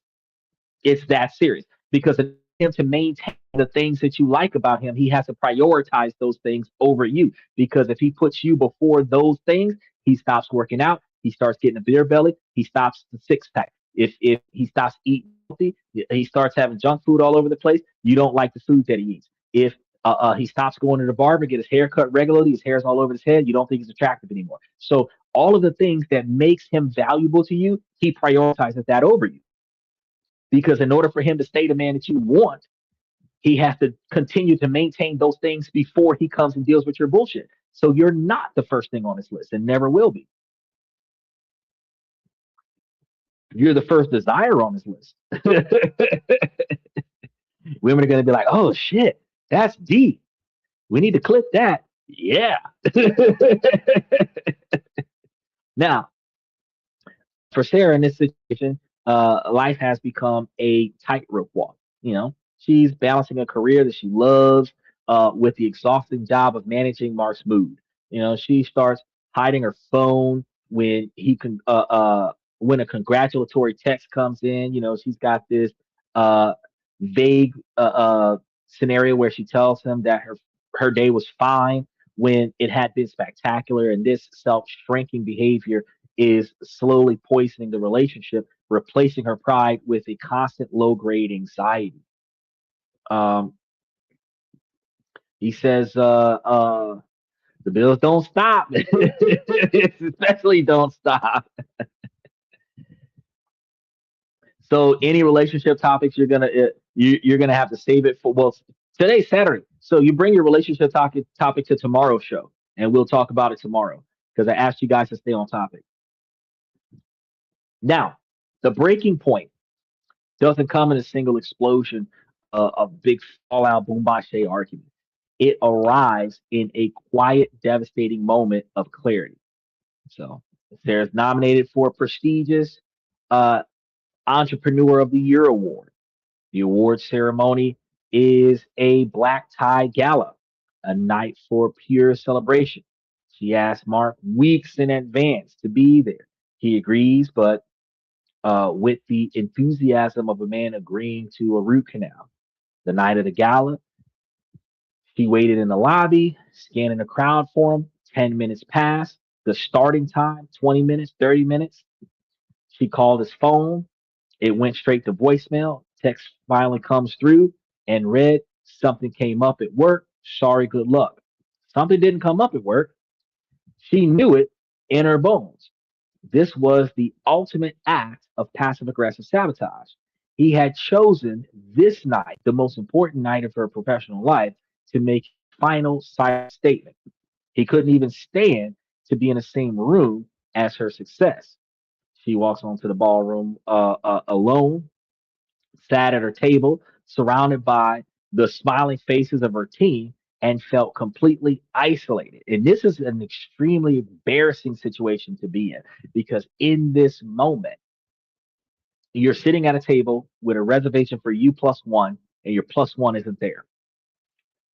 You're supposed to get up there and give a speech, and ultimately, part of your speech is going to be providing praise to the person that motivated you to be there, and that's the plus one that's not there.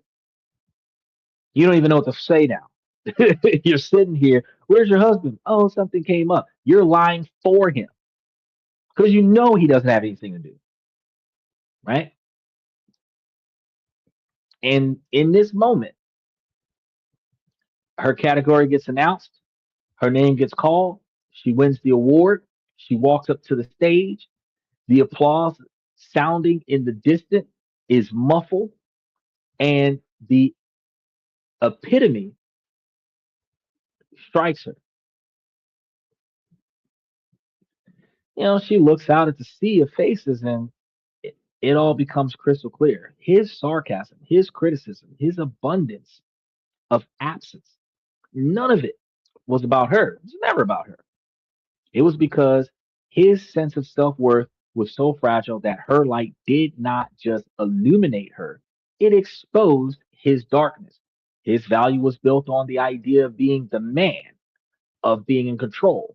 Her success has dismantled that flimsy structure. His behavior wasn't a reaction to her, it was a reflection of him. So she wasn't too much, he was just not enough. Standing on that stage, holding that heavy glass of war, she understood in that moment that she had been trying to fix a problem that wasn't hers to solve. You know, she had been shrinking herself to fit into a box designed to keep him comfortable, not to keep her in check. And in that moment, she's going to realize that she was done apologizing for her ambition. The relationship might be over in this situation, but for the first time in a long time, she felt like she was finally getting herself back. The emotional toll of being in a relationship with an insecure man is an immense feeling. It's a quiet erosion of self, a psychological tax levied on your ambition. Now, this manifests first and foremost as a deep internal conflict because you're going to feel pride in your own achievement, but you also feel guilt and anxiety because you've been conditioned to believe that your success is causing problems in your relationship. You start to see your ambition as a liability. The conflict leads directly to self shrinking. It's a subconscious survival mechanism. You downplay your success to keep the other person in your life with the peace that you need in your relationship. So you say, we got lucky instead of I landed the deal. You turn down opportunities because the emotional cost of dealing with his reaction is just far too high. You could have been a CEO in a company, but you turned down the position because it would have taken you away from your family. It's just him. It's not kids and grandkids or anything like that. It's just this guy. He's take his ass to work, right? Now, this psychologically devastating uh the person because it teaches you that love is conditional on you staying small, which is not true. Over time, this can curdle into a pervasive the fear of being and actually the fear of being too big to be loved. And the irony in this is that after that last relationship, the trauma of that type of relationship would lead you to be in a scenario where you might fear that you've already become too big to be loved and you are not worthy of being in a new relationship because you have outpassed or outpaced the qualifications of being in that relationship, which is also not true. If you went from being a $50,000 a year income lady to being a $150,000 a year income lady, you too deserve to be in a happy relationship with somebody that you respect, that respects you. But the expectations that a woman at $150,000 a year is going to have is going to be far higher than the expectations of a woman that's working at Ross as a cash register. He says, see, that's basically his weaponized absence. That's true. You're right. You're definitely right. That is definitely right. Now, over time, I already covered that part. So after one or two relationships fail, the moment that you start to shine, you're going to internalize a toxic narrative that says my success is the reason that I'm alone, right? Ultimately, because you choose the wrong person, you date within your type, and your type might be toxic, but if you're dating within your type, and each time you date a dude who doesn't like your success, because you're dating men with lower value that you thought might have had ambition, but they didn't. They were content where they were. You keep climbing a ladder, they keep falling behind. And then you start blaming yourself for this when that's not truly the case. You didn't actually grab you a man of value. You just grabbed you a man.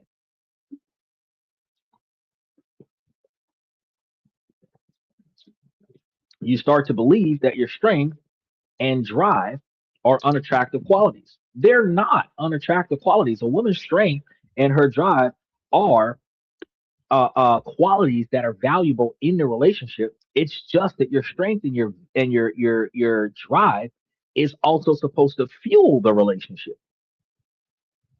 You know, not drain a relationship.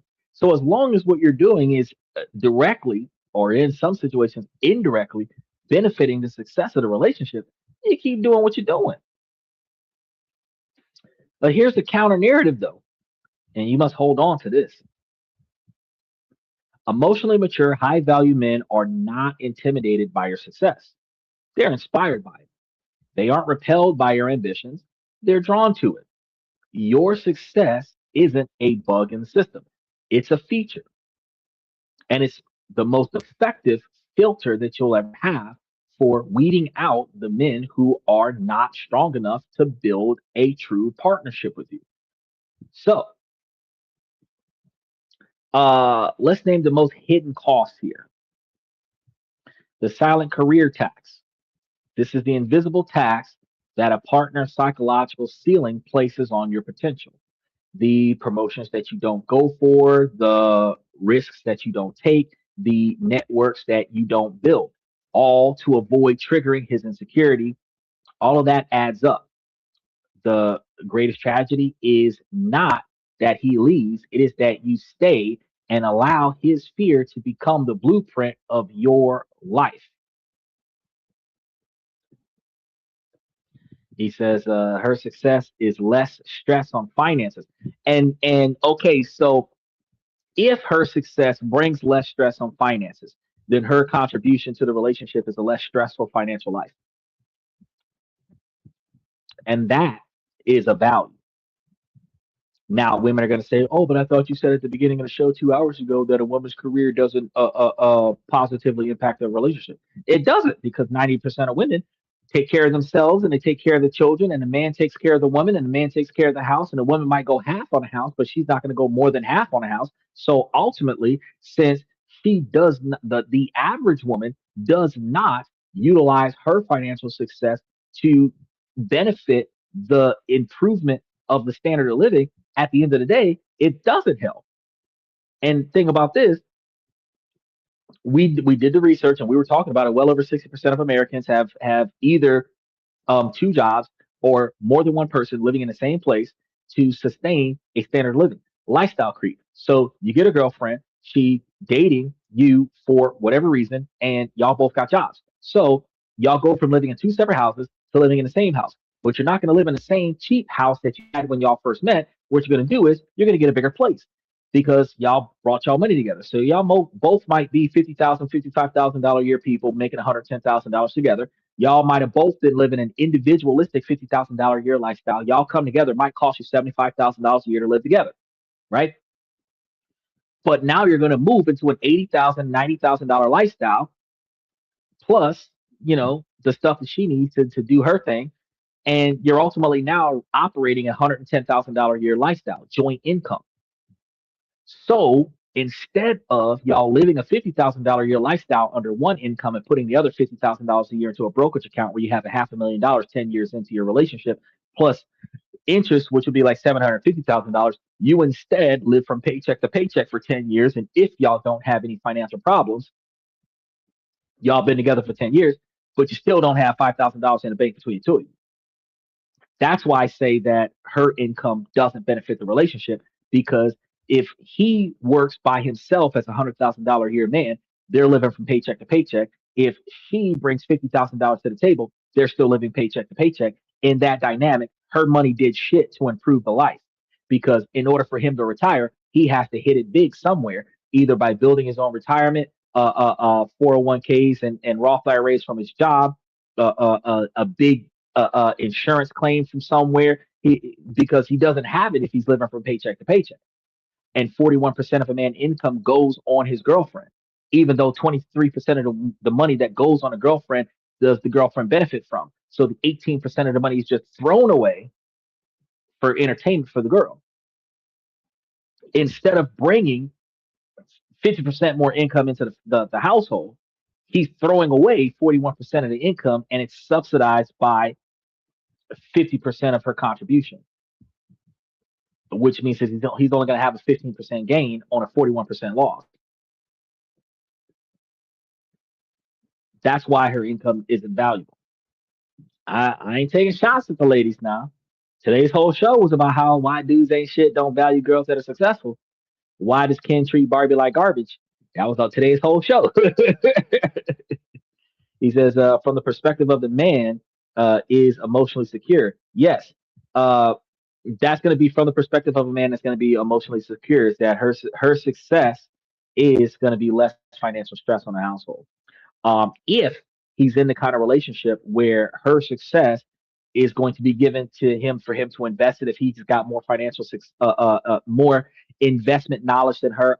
Not saying that men can invest better than women, they can, but I'm just saying that if she doesn't have more investment knowledge than him, and they have extra money, and he is investing in our future style scenario, if she's bringing in extra money and she's giving it to him for him to invest it in places where they're making more money together in that dynamic, then her success in her career should be encouraged by him, because they together will become wealthier together. Because it technically doesn't matter who brings in the money when you stop doing social roles, as traditional expectations. What matters is what we do with it once it gets here. Because even as a protector and a provider, she could bring home the bacon and he can turn it into several cows, and ultimately we have an abundance.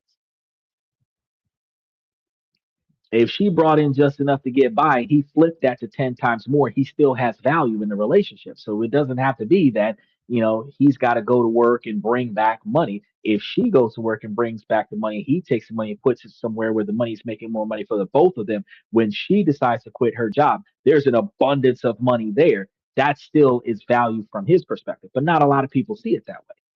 Now, understanding the psychological aspects of that would be mentally liberating. But knowledge without action is just trivia. So the real power is going to come from using this understanding to change your life, to vet differently, to establish non-negotiable expectations for behavior, and to build a life where your success is celebrated, not sabotaged. So first, you must master the litmus test, which is recognizing red flags versus green flags. You need to become a student of behavior, able to distinguish a fragile ego from quiet confidence. Red flags of a man insecure is that he subtly minimizes or diminishes your good news. If he frames your drive as a character flaw, too ambitious or workaholic, he discourages you from networking or taking risks, making control as concern or masking the control as a concern. So you got to recognize that. So if he's discouraging you from networking or taking risks to excel in your career, he's masking control as concern. Now, fellas, if you got this happening in your relationship and your woman is telling you that you work too much and you're not doing enough around the house, and why are you going on all these business dinners and stuff like that? It could be the same thing, masking control as concern. Now, for an insecure man, he'll see the relationship as a competition, constantly one upping you. With women, it might be an emotional thing, whereas they find that you putting too much of your attention towards not her, and she'll be competing with whatever's got most of your attention. It happens that way. A man is going to use passive aggressive comments or sarcasm about your success. He needs constant validation and reassurance to soothe his ego. This is going to happen with women as well. Passive aggressive or sarcastic comments are going to occur about your job, about your coworkers, about your lack of work life balance. And women always need a lot of validation and reassurance about how they look and how they behave, and if you claim to be satisfied with their presence and appearance, because they're trying to soothe their ego. The more insecure you are, the lower the self esteem the person may have, the more the person might go fishing for validation. Green flags of a secure man. It's going to celebrate your success as a shared win. Your victory is his victory.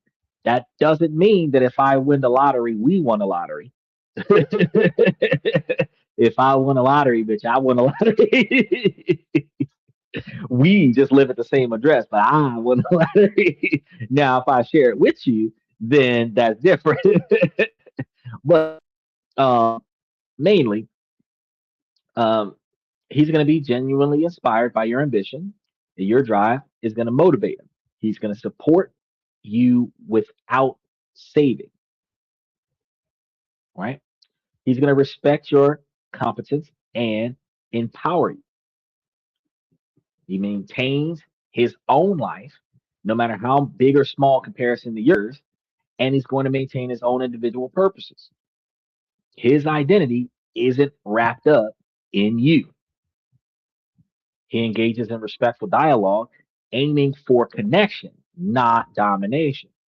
He's consistent, he's confident, he's quiet, and stable because it's built on character. Once you learn to recognize these signs, your dating life will transform. You're going to develop an allergy to those red flags and naturally move away from them very quickly, regardless of whether or not it's a first date observation or if you've been around them for 4, 6 months, a year, and then you start seeing this shit happening. You're like, you know what? This is not what I want in my life, and start pulling away from it quickly. Some people who are effectively invested in a relationship will find themselves pulling away from that relationship because of it not being beneficial to you, but other people will find that I am so financially invested, I'm so emotionally invested, I've invested so much time out of my life into this that I don't want to lose out on my investment. The logic there is misguided because the longer you stay, the more you are throwing away time, resources, and emotional investment into something that's not good for you. It's like being at the casino and putting a million on black, even though it only lands on red. And you know this, but you continuously throwing away a million on black, a million on black, a million on black, but it's always telling you red, red, red. No matter how long you stay there, it doesn't matter how much you invested. If you don't change your narrative, you're just going to continue to throw away your entire empire because you're investing emotionally, psychologically, physically, financially into something that you clearly see doesn't benefit you. And some men are doing this for the emotional stability. Some men do this for the companionship. But truth be told, if it is not benefiting you in the ways that you would consider it a happy life, you don't want to stay there. So you want to pull out, cut your losses, charge it to the game, ride some of that shit off on your taxes, but don't stay in a place that doesn't benefit you to the magnitude where your growth stems from that relationship. Now that's universal because ladies, y'all can take that and run with it, but fellas, y'all can take that and run with it too, right? This is going to lead to the next step. You want to lead with authenticity, not your resume. So don't hide your ambition on the first date to avoid scaring men away. You know, your ambition is a filter. Be unapologetically you. Talk about your goals and your visions. I tell y'all that at the end of every show. The insecure man will be intimidated and self select out of this situation. The secure man, the one that you actually want, will lean in, intrigued and energized by your fire. Because how the fuck are we going to make $1 million if you don't have $1 million mindset?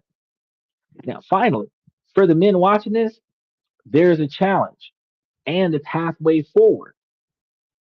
And if you're recognizing any of these insecure behaviors in yourself, or if you know somebody that's doing this, and you believe that this isn't for you, you got to recognize this isn't a life sentence. It's a call to action. It says, be true to yourself and know yourself. Yes, that's true. First thing we have to do for those insecure men that realize that you've been doing this for a while and you didn't know what you were doing and why you were doing it, you want to start with rebuilding your self worth on an intrinsic trait. So you want to stop tying your value to your income or your job title. Build it on things no one can take from you: your integrity, your character, your purpose in life. And your purpose in life should not be dedicated to another person's life. Okay. Because if that person is no longer in your life, you no longer have purpose. Your purpose must be a unilateral purpose that will always be effectively performed by you with or without the people in your network around you. You want to update your internal gender scripts. Understand that the true masculinity isn't about dominance, it's about strength. And there is an immense strength in championing a powerful woman because behind every strong black man was a strong black woman, is what they used to say back in the hood. But behind every strong man is supposed to be a strong woman. Modern society, that doesn't apply because behind every man is an AI machine that's helping him be successful. And behind every woman is a strong man. And women are going to admit that either because they're going to say, I'm single and I've been successful for how many years? But who paid to get you through the door? Some dude somewhere, and you left after you reached a certain level of success, but you can't say that you didn't get there without some male assistance because self-made men are not made on their own. They just sustain themselves after everybody who helped them get started left.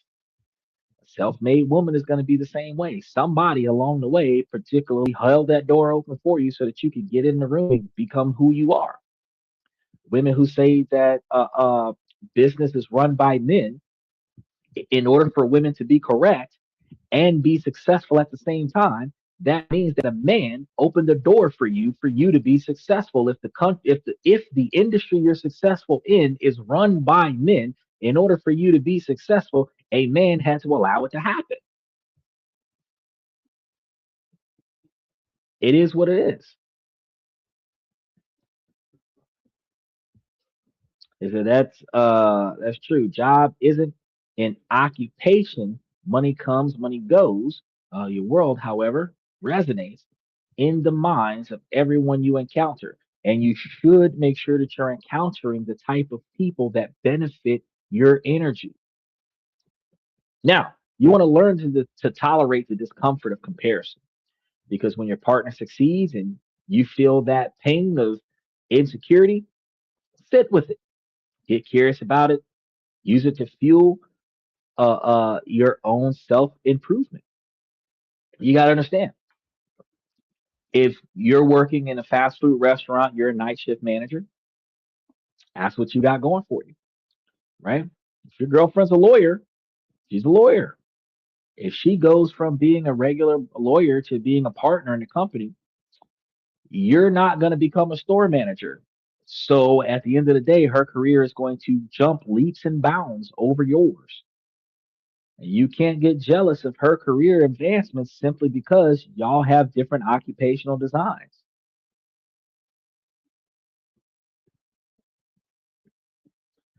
Um, he says failure is a teaching moment of inflection. Yes, it can be, only if you want to learn.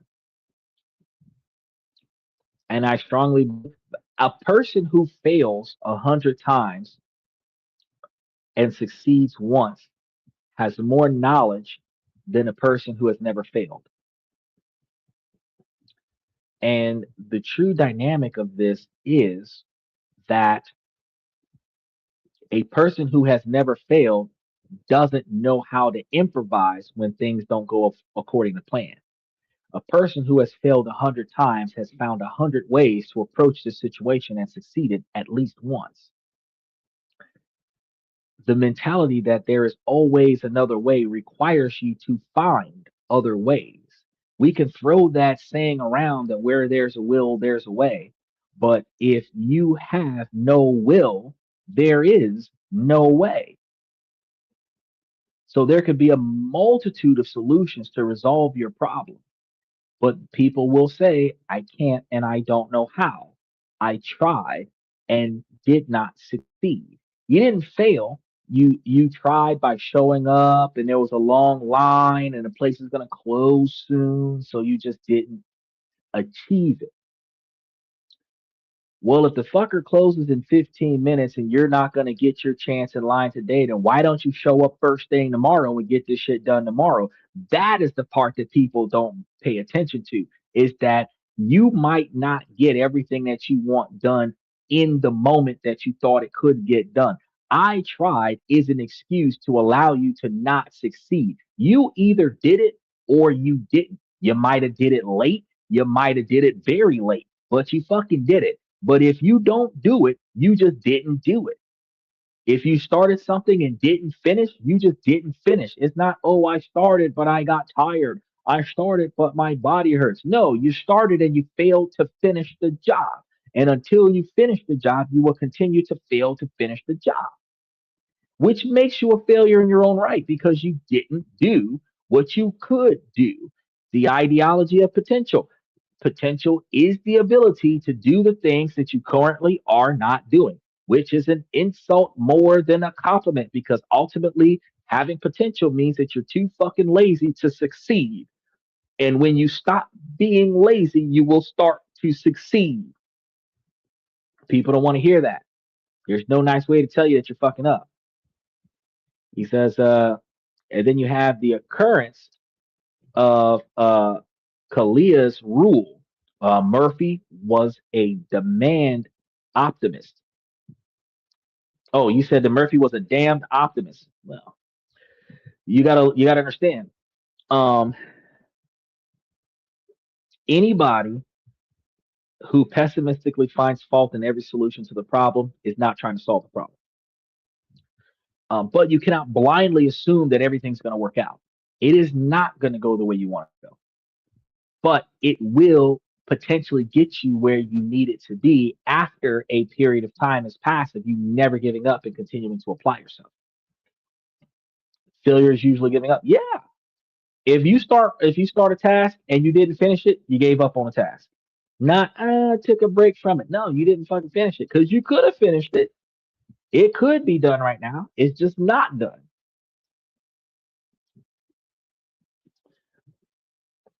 A man who can do this work becomes immensely attractive.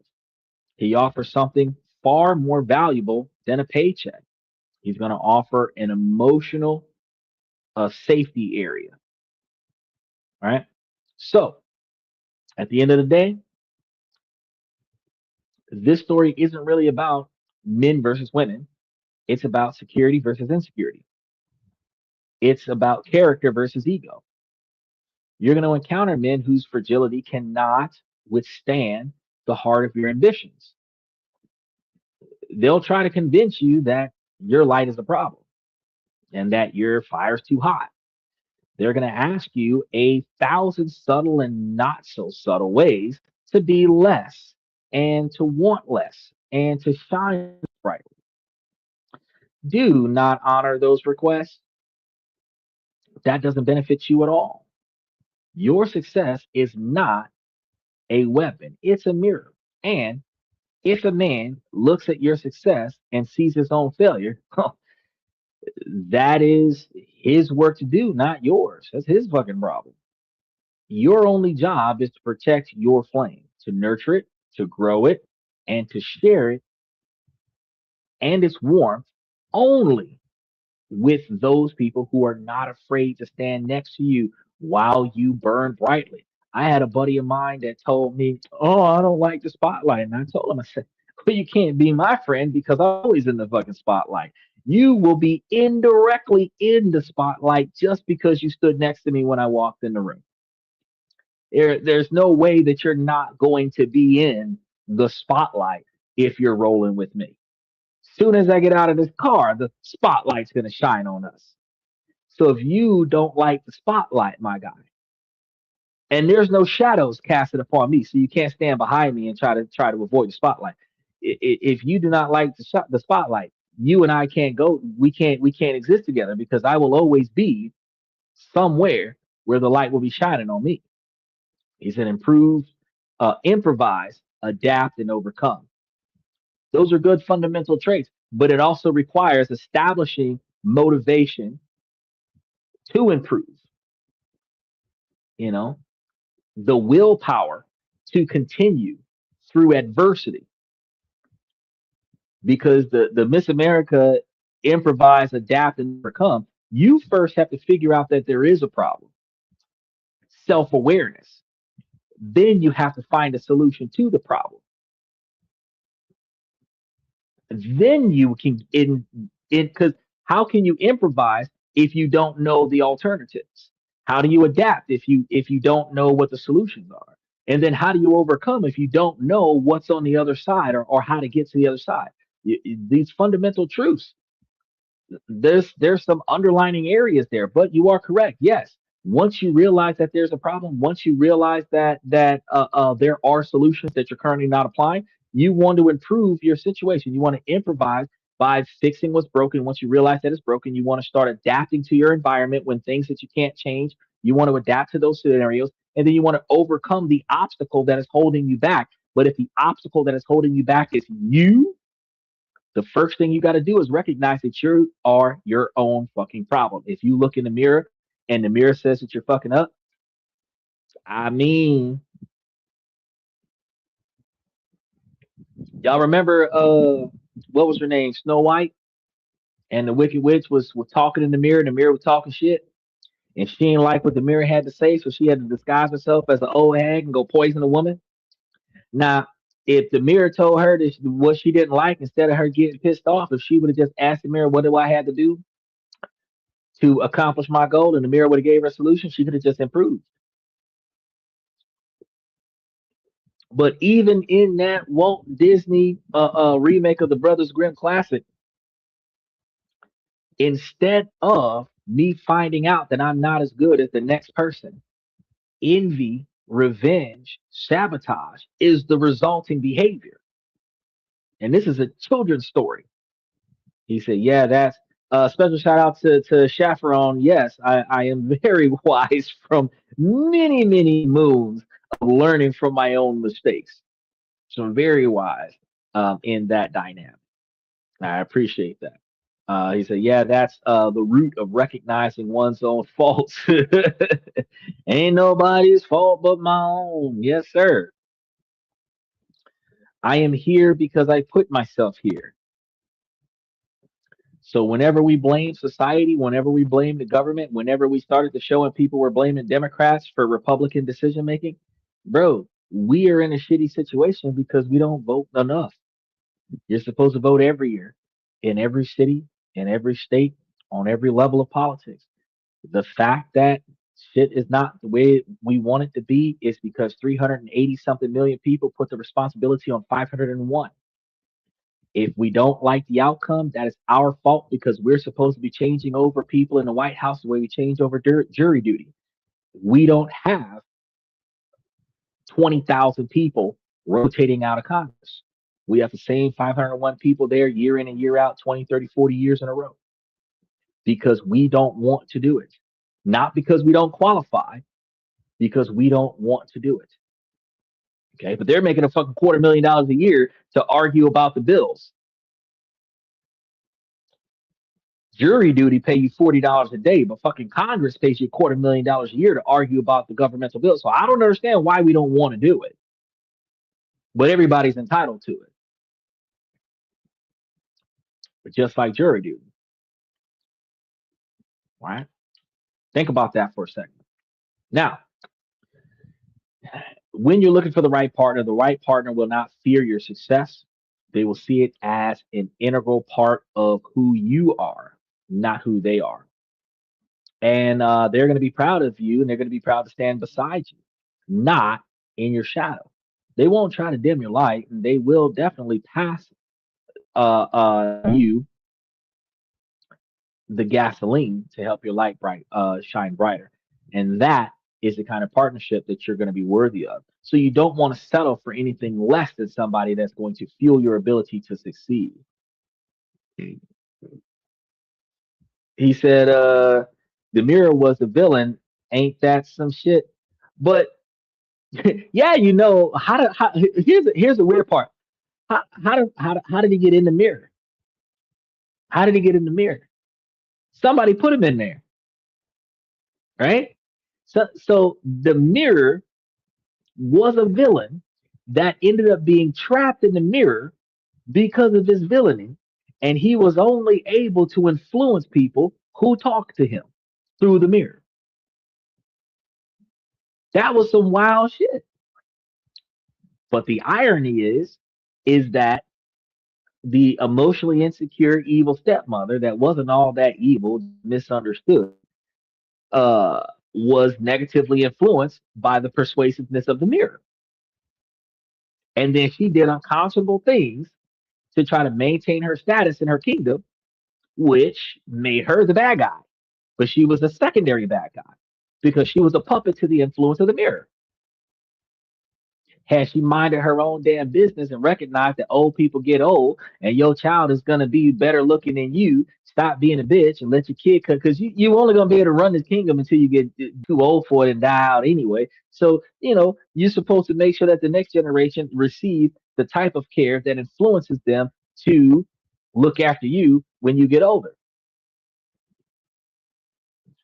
Sapphire, we do comments like that on Sunday night show. This is a Saturday night show where we're talking about the successful women and the men that fear them.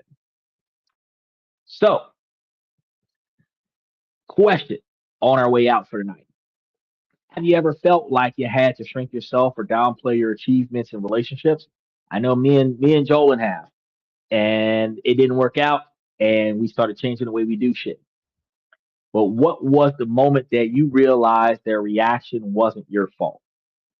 Make sure if you haven't done so already, put your story into the comments section because your experiences could be the symphony that somebody else needs so that they can potentially read this and remember that they're not alone in this. And if this message had resonated with you guys, make sure that you subscribe to the channel if you haven't done so already. Like the content that you're watching right now, because we're going to have more information on how to navigate success, ambition, and relationships with confidence. Um, so we ran us a 3 hour show today. That is all I was able to cover for you guys for today. Tomorrow we're going to be doing some questions and comments from the fans. And then Monday, we're going to be talking about some new financial changes that you guys need to pay attention to. And I do believe we're talking about 401ks on Tuesday. So we've got a big lineup ahead of you guys. Make sure that you go to the channel if you haven't done so yet. Whether you're watching us from Twitch or if you're watching us from YouTube, make sure that you guys go to the channel and take a look at all of the shows that we have laid out for you and start hitting the notification buttons on all of those shows so that you can be notified of when those shows go live. We're going to be trying to tee it off at about 11:30 Eastern Standard Time. Most nights out of the week, something really close to that timeline. Sometimes it's 11:45 Eastern Standard Time. Sometimes it's right on the dot. So just be sure that you try to swing around and see what we got going on. And then we've got a lot more information for you because we got quite a few other countries that we're going to be covering because Wednesday we have a new country. I don't remember what it is, but we have a new country for you guys on Wednesday. So I want to make sure that you guys stay tuned and follow along. If you haven't taken a look at the membership, go take a look at the membership because we have more information, step-by-step guides and walkthroughs for topics like the ones that we had today that kind of helps you guys build a plan of action on how to make these changes because just like Jolin said, that you are supposed to improvise, adapt, and overcome. Well, I'm going to be giving you guys a step-by-step observation on how to raise self-awareness, then improvise, then adapt, and then overcome the situation that you're in so that you can improve yourself. Because instead of just blaming your partner about why your relationship sucks, if you improve yourself, that improves a portion of your relationship and then provides motivation to your partner to improve themselves so that the two of you can thrive together in a relationship. So, with that being said, that's all I've got for you guys for tonight. I'm going to start by saying, ladies, as long as the situation doesn't make sense, I'm going to keep asking you ladies to make it make sense. So, ladies, please make it make sense. Fellas, I give you this information to make you guys higher value men, not just by improving your financial life, but also by improving your decision-making skills because your personal decision-making skills indirectly and sometimes directly impacts your financial life. Ladies, while this is a male-driven podcast from the male's perspective, as you've seen from tonight's content, that you too can learn from the information that I provide to you here on This and That, where if you prioritize your 20 and 30-year goal and reverse engineer, that's what you have to do today, and steadfast on achieving those goals today, you keep your eyes and ears open for the right suitor that has the right personality and characteristics, drive, ambition, integrity, admiration, motivation, dedication, and integrity to achieve his own goals. And then you see what goals he's got compared to your goals. And if you guys have long-term satisfaction goals instead of short-term gratification goals, you guys can be successful together. And I tell you guys on a regular basis that two people can make it to $1 million faster than one. So with that being said, I want to thank you guys for coming to This and That. Special shout out to Jolin, Steven, Michael. I'm going to say Max the Poser, TF Fireball, even though they were appropriate today. Brittany, special shout out to Brooklyn and Brittany and Cardinal Rules and Nicole, because it's been a while since Nicole has dove in from Detroit, Michigan. Kathy, who was talking about her boyfriend, Tony. I really appreciate you guys for diving into the show tonight.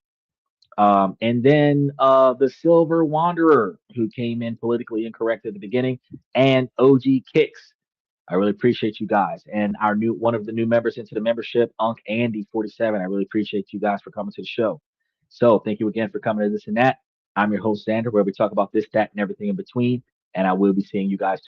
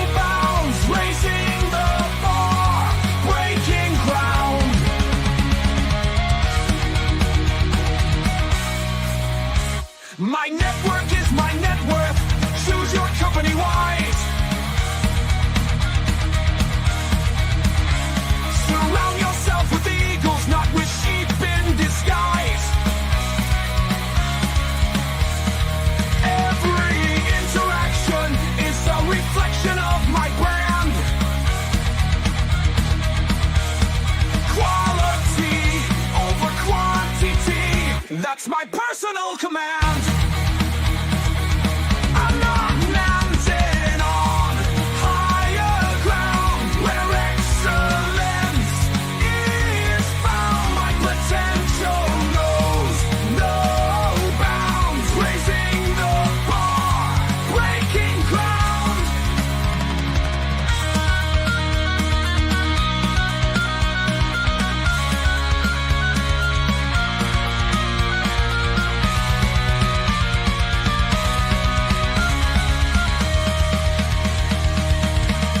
I'm not just living, I'm manifesting my vision, cutting through limitations with surgical precision. My expectations are my compass, my respect is my shield to mediocrity and chaos. I will never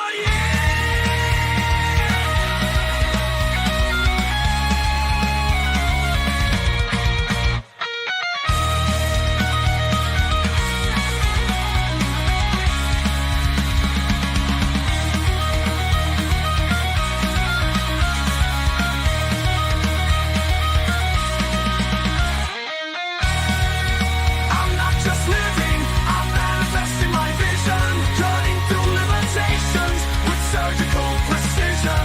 My expectations are my compass, my respect is my shield to mediocrity and chaos. I will never yield.